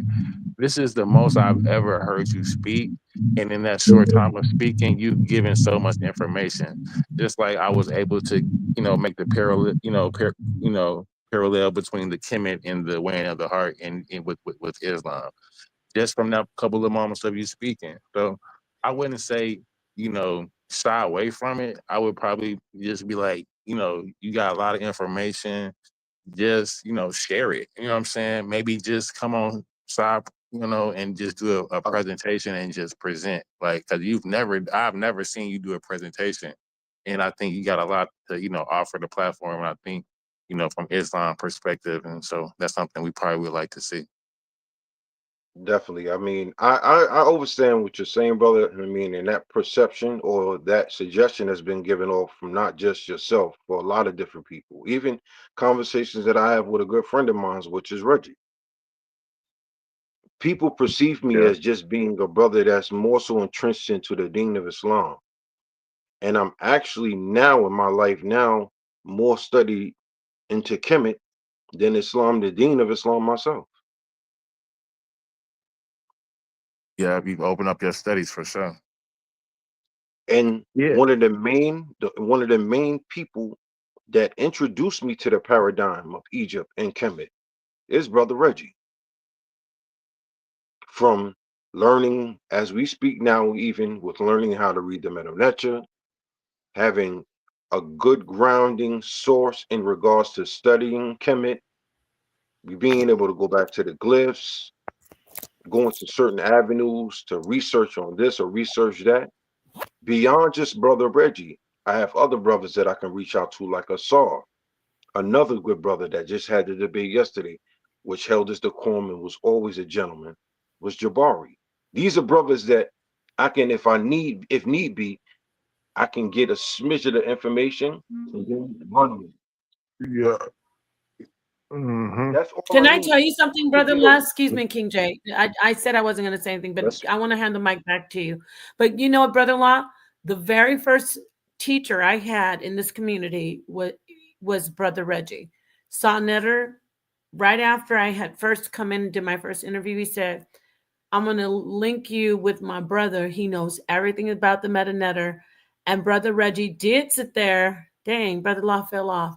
But Brother Reggie did sit there and with me and teach me a lot of stuff. I think I was going to do my, it was my polygyny debate. And I asked him questions. So yes, he is an excellent Medu Neter teacher. He's an excellent Kemetic teacher. He's an excellent, which mainstream says Egyptologist. So damn, Brother Lord fell off, y'all.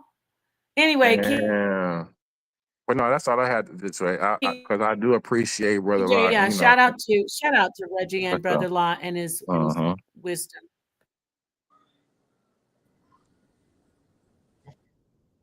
Go ahead, King J. You have the mic. You pass it around. I'm just gonna be in the pass it to background. Suntan. I'm passing to Suntan. Oh man, Nepal, you be doing the early morning shows. I get up yawning and hit the computer. Early morning, late night, wherever you are in the world, it's just right. You saw me the other day. Remember, I popped. I'm like, dang, they was doing a nice little show. I liked that show too. Right. So, King J's picking up as my host because I'm losing steam right now. King J, go ahead and fill the brother in and on whatever you want to, and then you could close out. okay. No, go ahead. We low key was kind of just closing out for real, Suntan. Okay, yeah, I understand. I was listening. So I'm just, this is my community and stuff like that. So once I'm up and I see something going on, I'm gonna chime in, right? Right, for sure. Right. Definitely. So the only thing I got to say is a little information on the debate yesterday. I got to say something about that because my brother Inky, and it was just so plain. I seen why Saw was getting frustrated because they kept clipping the part where he was saying, "Now look, now we want to. Is your point of view about the Bible, Jesus, or this?" And Inky go, "Yeah, for sure." So that was just plain to see. And then my brother Inky, which is my man, I rock with Ink, but he gonna go right back and like deny it when you just seen what he agreed to. He said the biblical Jesus. Right. So that right there threw me off with Ink on that debate. I don't care how much information he brought, he delineated away from the subject matter, and then said that he didn't when we all could see it, so was there some confusion on the topic or? No, it would listen. It's like me and you gonna debate, brother, King J. And then I'm going to talk about Jesus. And I got another motive behind it because I'm saying Christ because I understand that Christ got Christ is a title, So right? Inky's trying to do wordplay and semantics on Yeah, the word yeah. Christ. Listen though, and then Si tell you, King J, he Mhm. tell me, and you Jabari, and I'm Inky. And Mhm. then Si come and tell me he was not look, Santan, if we don't want this to be no kind of mix up or nothing like that. So is you talking about the Jesus of the Bible, or are you Right. talking about some other Christ? He was, no, you correct. I'm talking about the Jesus of the Bible.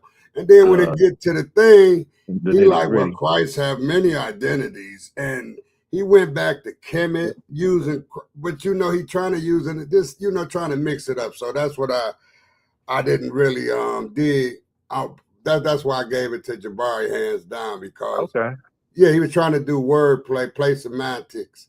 Mhm. He had good information. When I say good information, it was correct about how he took it back to Kemet. So But why are you doing that? did he deal with Pontius Pilate, and in that court was there a person ever named Jesus that was executed Well, he in didn't real bring history? that up. He did. There You ain't wasn't nobody. there, King J? I didn't get a chance. I didn't get a Okay, chance. yeah, no, he didn't bring that up. What he was saying was right about how it came out of Kemet with a sign. He was mixing all that stuff up. The It's title, and he was Christos. listen to this. He was kind of saying that it was plagiarized. For sure. And once he did that, he gonna upset the Israelites and all the real Christ believers, because they say, and Captain Desariak, all of them say, I didn't see so many debates when they say that Abrahamic faith had nothing to do with Kemet. It's not, it haven't been plagiarized. I didn't see so many debates. So But he gonna throw that in there. He threw two people against him when he did that. He threw. It was just crazy on my part when Ink did that, and then he stuck to his guns in the after party. King J, he act like he didn't say that. So Jabari took the affirmative. Jabari just laid back and told him, we discussed this on the telephone. I had a clip, but Jabari never played the clip because Sai played the clip of him, right. Distinguishing what's going to go on. And do you mean the real Jesus? No, he didn't say the real Jesus. He said the Jesus title of the Bible. Okay. Is you talking about that Jesus, the Jesus of the? He said for sure. But in the debate, it's Christ is just the title, and that you know what I'm saying. Then you got we know about the title. Yeah, and then some people was coming in, Inky one, because Christ is the title. They neglecting to say what they just seen. Side try to make a distinction right there. So that got kind of upset with them, because some people just who got good information on this subject right here, and he really don't be on here no more. Is Garfield. Brother Garfield. I don't mess with Garfield, man. He another Garfield. Listen, let me tell you something about Garfield. He got some information on King J. He not here to defend himself, but he had a chance to rock with Jabari, and he ran. So after that, I gave his scholarship no more credence. Okay. He had it was all open. We was all waiting. We all paid. Man, this dude came up with so many excuses. I was back family in it and everything. I remember that back in a couple years ago. So I don't rock with Garfield, because any man can't hold his own. You got to be able to, if you're gonna stand for nothing, stand your own ground, right? He picked on that debate and never made it happen. And then talk bad about Jabari, all that kind of stuff. Brother Law was trying to say go ahead and debate, Yeah. So anyway, Inky, I have to get away from Garfield because I don't talk about people. I'm just saying I don't really want to talk about him because he's not solid on the debate tip. But anyway, Ink kind of played word games last night, man. So he lost. You was trying to jump in there and say something? Go ahead. And I want you to say something, King J, and close out, and then I'll go around to Brother Law, DeCalico, and then Santan. Thank you so much. Go ahead, brother. Brother Law right now. Yeah. Yes. I had actually got a phone call from the Wiz and I heard you saying something in regards to something. The ball would have dropped. The call had dropped, so I wasn't able to actually compound Oh, on the you were conversation. in the middle of closing out, saying what you were saying when he dropped off. So You probably forgot what we was talking about at that Go ahead, moment. Brother Long. Yes, we'd like to hear final words for this particular stream, but we appreciate there's going to be many more, obviously. But just your final words and then pass the mic on. Thank you so much for no, hitting the panel. Go ahead. for myself more so it's about understanding that information should be first and foremost what all people should want, whether you be white, black, Chinese, Mexican, it doesn't matter. If you're a seeker of truth, go towards where truth can be found. And it's on you to decipher if it's being falsehood or being truth. If you can have a steak in front of you, eat the meat, spit out the bones. If it's going to strive you towards being a better human being by all facets, run with it. That's all I'm saying. Makes sense. Yeah. So it's on Suntan. Close on. Oh, okay. Like I said, man, I appreciate the community. And Brother La, he pretty cool. He laid back. King J, I had to try to get you because you be having good information, man. But you like sort of like a fact checker. You stand back and wait till somebody slip up, because I'll be listening to you, King J. You got good information a lot of times. Suntan, you gotta check out my debate with Kassad on the debate I Coliseum. did. Okay. I was there.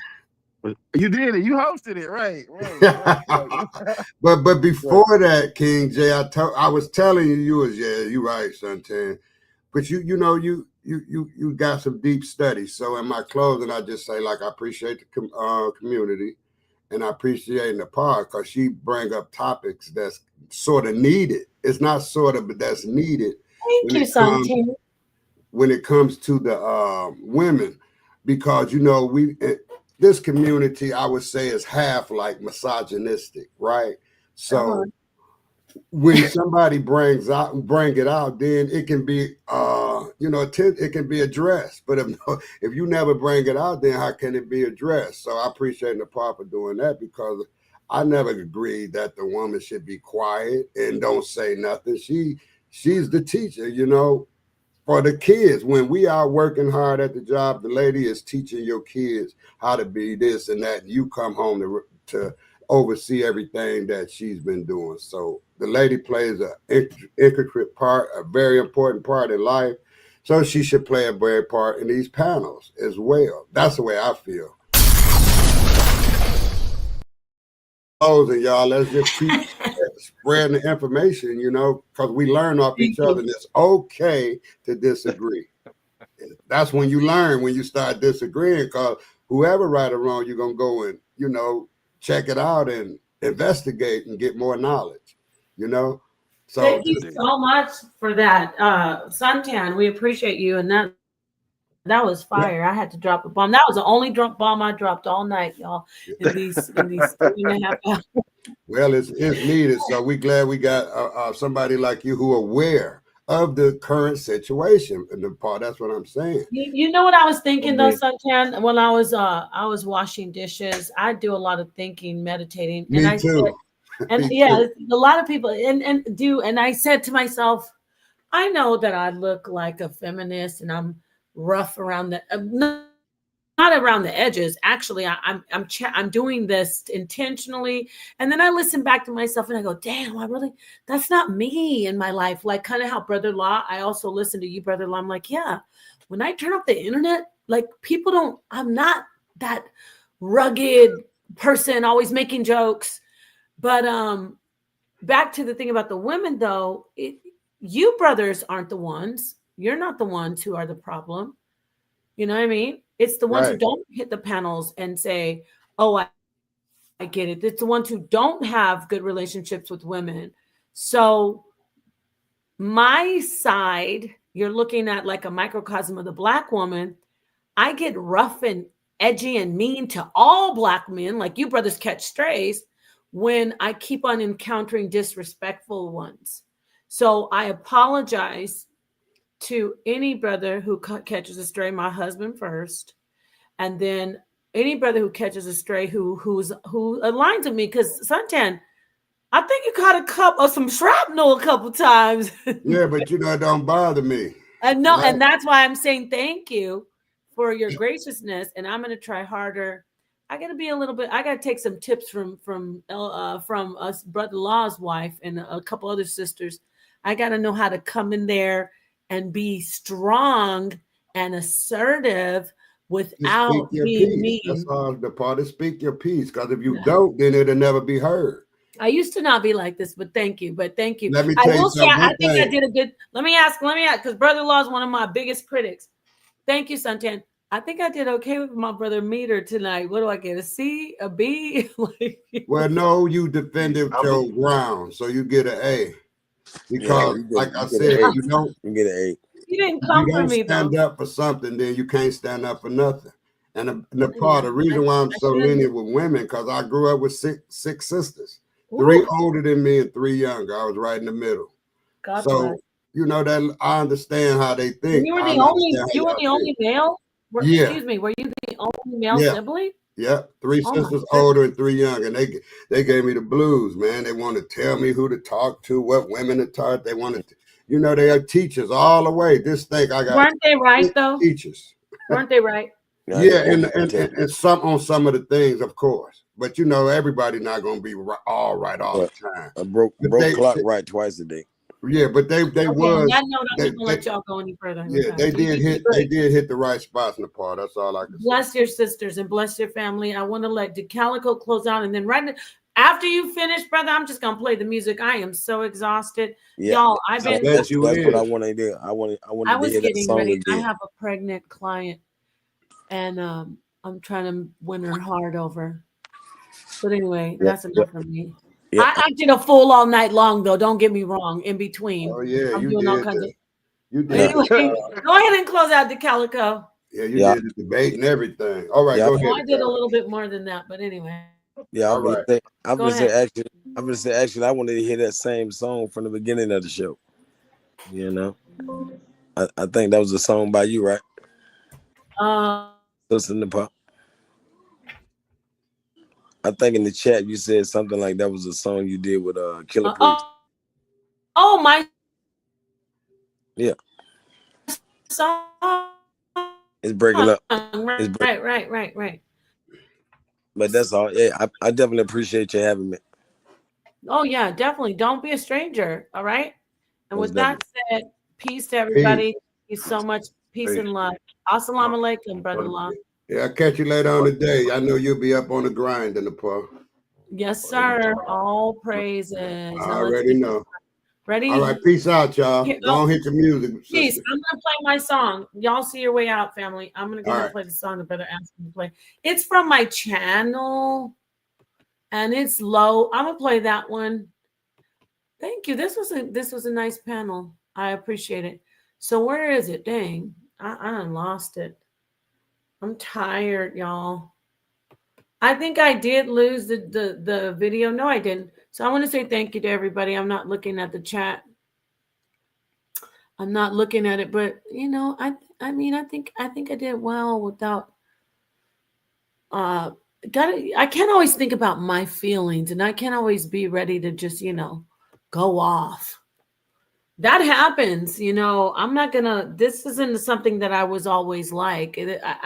I built this up from 2019. This you know, busting piñatas kind of demeanor thingy.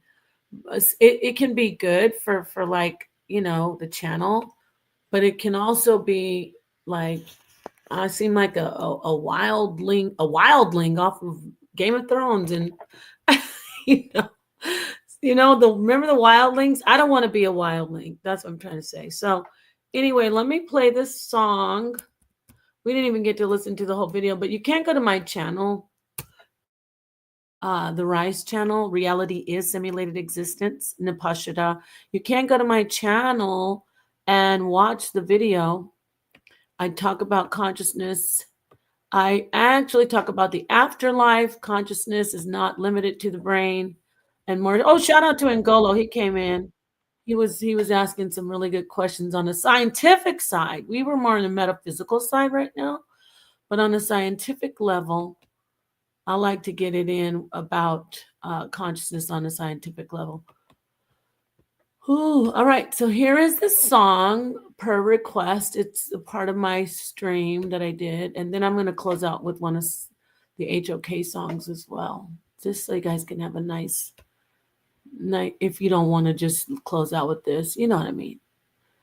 This is a song I actually I wrote the musical side of it, I guess, like the singing and my part. I wrote my part. Killer Priest, shout out to him. He did his rap he had just lost his mother at the time. And he passed this track to me and said, hey, I want you to collaborate with me on this. And I want you to write something on, which is a great honor. I mean, that was just like when Meter, when Meter shared his very personal stories, and King J and the brother DeCalico. It's a great honor when people do that. So I appreciate it very much. So let me play this. And it talks about consciousness and passing on. Let me just say the lyrics real quick. So my side, you can hear Priest lyrics also, but when it get to my part, I wrote, blood and flesh is always so expensive, but when you sacrifice the body, then you can get this. Consciousness expanse is exponential, while our union is eternal and intensive. Butterfly effect is so connected. You see that I'm a wreck. You know, when someone passes away, you talk into their spirit. You see that I'm a wreck. Are you affected? But that can also go for people who have not passed away, right? Butterfly effect, we're all connected, right? You see that I'm a wreck. Are you affected? Your energy is here. Your soul detected. Your body is gone. It hurts, but I accept it. I bow to all the angels of the sky. So then this goes into like worship and what we touched on, like Meter brought that up, and then we went into that, like about life, death. That was really cool. And DeCalico. So it says, I bow to all the angels of the sky. So you go from like blood and flesh is like your basic instinct. I talk about the expensive tissue hypothesis, excuse me. So you go from the basics, and then you start building the complexity of your existence. And then you get to your consciousness, and you say, then when you do that, though, as a human, we start putting these boundaries. We're free. And then we have a conceptualization of God. And right away we go into the control and the fear.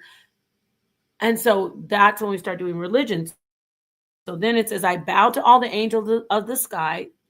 I'm not saying this in a negative way. This is from my conceptualization. I said, I bow to all the angels of the sky. I bow to that one spirit by my side. So that's the person who passed away, their spirit. And I bow to the unfathomable Most High. If I speak the name, I'd be a lie. That was kind of the same concept of like saying Hashem with Judaism. Not speaking the name. And then Brother Law said he doesn't even try to even approach as a devout Muslim. He doesn't even approach trying to understand what Allah understands. So it's like, if I speak the name, I'd be a lie. Like it would be a blaspheme, and the name is so sacred.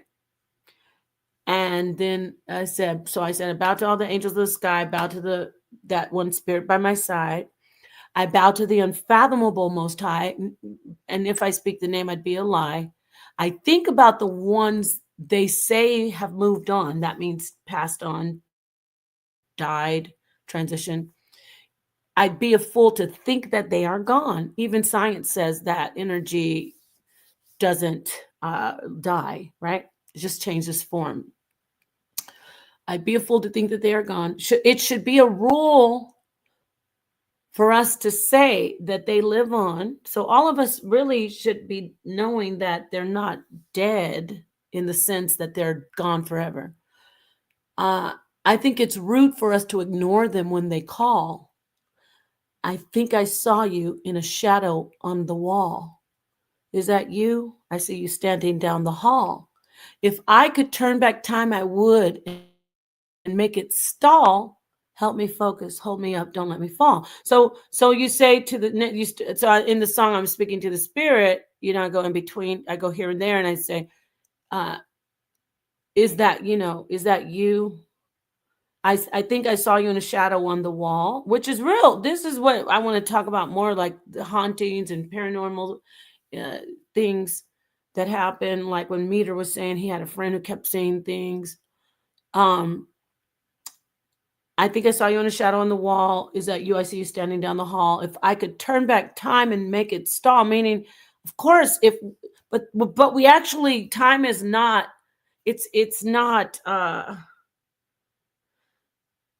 what we know it as, meaning time, the time that we know it to be it doesn't exist. So you can, in a sense, but that's a different conversation. But the song is, if I could turn back time, meaning if you could go back in time where the person didn't ever transition and make it stall, meaning I don't want it to happen.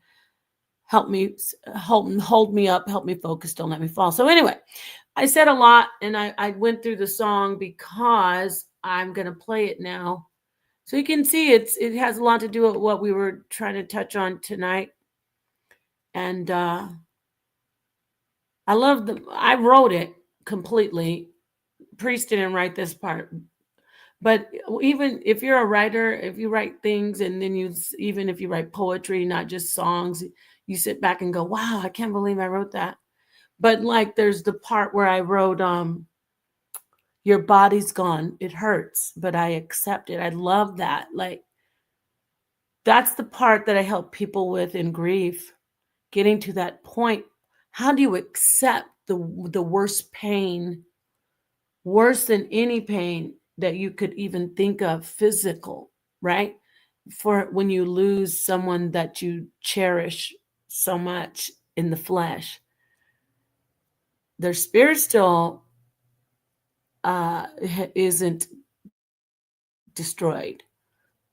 However, the sad part is, even in the song too, the sad part is so many people just, after they're gone, they've been taught, so programmed that, oh, that person's dead, you can't, nope, their spirit isn't there. And then when that spirit reaches out through electronics, usually it's through electronics, through lights and electronics, electricity, electromagnetism is so easy for them to channel into. So usually when they reach out, you'd be like, oh, people will tell them no.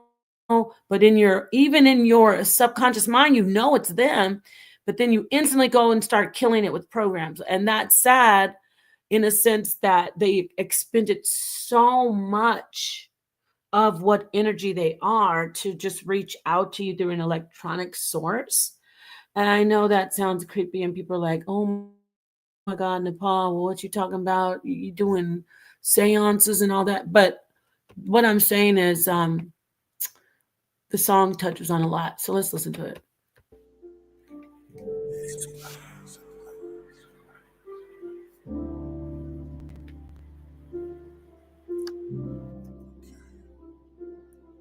Diamond, the 33 vertebra, up the spinal curvature to the pineal merkaba that spins in my head and spread off the tongue and rhyme skills onto a vinyl circular.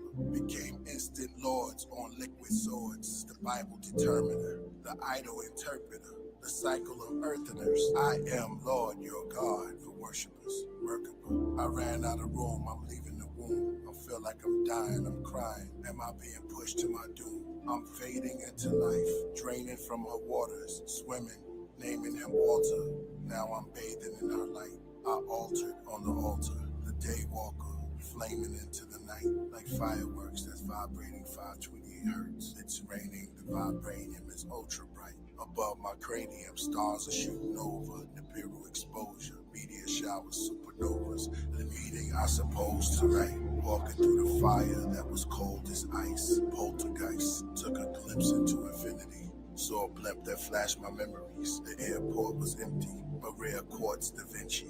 My pen leads symphonies. You'll all perceive eventually the orchestra of the August love in the orbits as a foreigner from the coroners. Now she's in the forest with doves, near lakeside, the waters with suns. Are you able to withstand quicksand on a remote island in the Bermuda Triangle during Mercury retrograde? But I'm verbally electro waves that echoes for days. Age, 1 foot in the threshold and 1 foot in the grave. Peaceful, I settle over the metal like sage. God switchblade for any witch or devil I made. I'll carve them up in 7 ways. The carbon dust, fluorescent rays. Placed them in the garden plush after 7 days. With pausing. Blood and flesh is always so expensive, but when you sacrifice the body, you can get this. The consciousness expanse is exponential, while your union is eternal and intensive. Butterfly effect is so connected. You see that I'm a wreck, are you affected? Your energy is here, you're so detected. Your body's gone, it hurts, but I accept it. Bow to all the angels on the sky, and I bow to that one spirit by my side. I bow to the unfathomable most high.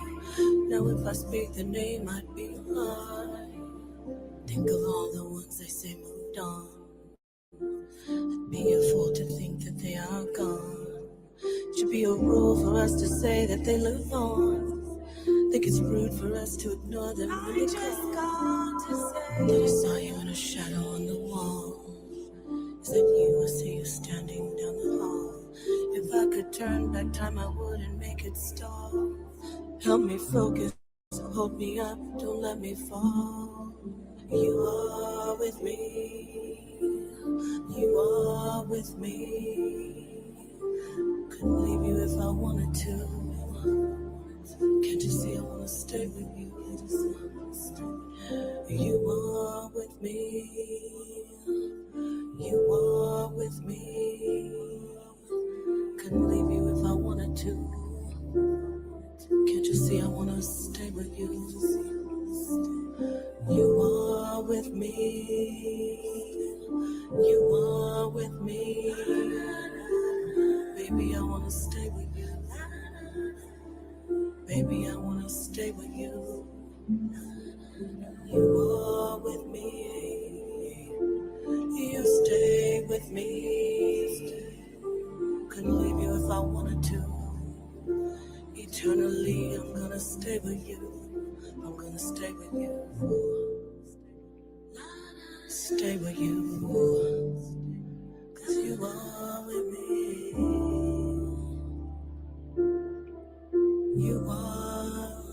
You stay with me. The angels in the sky.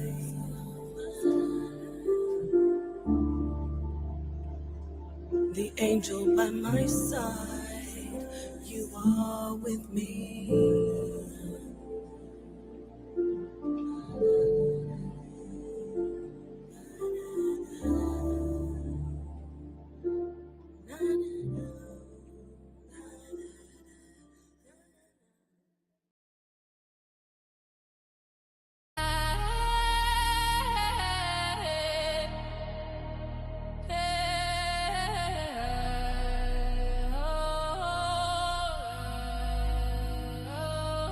Netta the OG. The bass like a chessboard, piece move coldly. Oda Santan.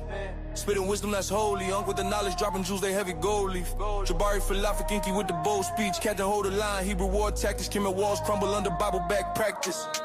Scrolls versus the glyphs, hieroglyphs get blasted.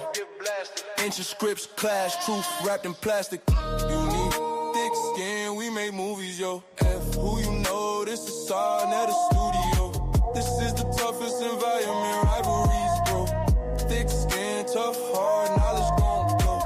Pyramids tough, but the script's still louder. Scrolls in the cipher, the debate devours. Hebrew go to war, comedic power, shower, truth, a double-edged sword. Cut sharper than ours. Apostle with the mic, sermons hit like missiles. Elder something smooth, no wrinkles in the wisdom. They drop facts like bricks, the foundation official. This the side, never seen where the truth get chiseled.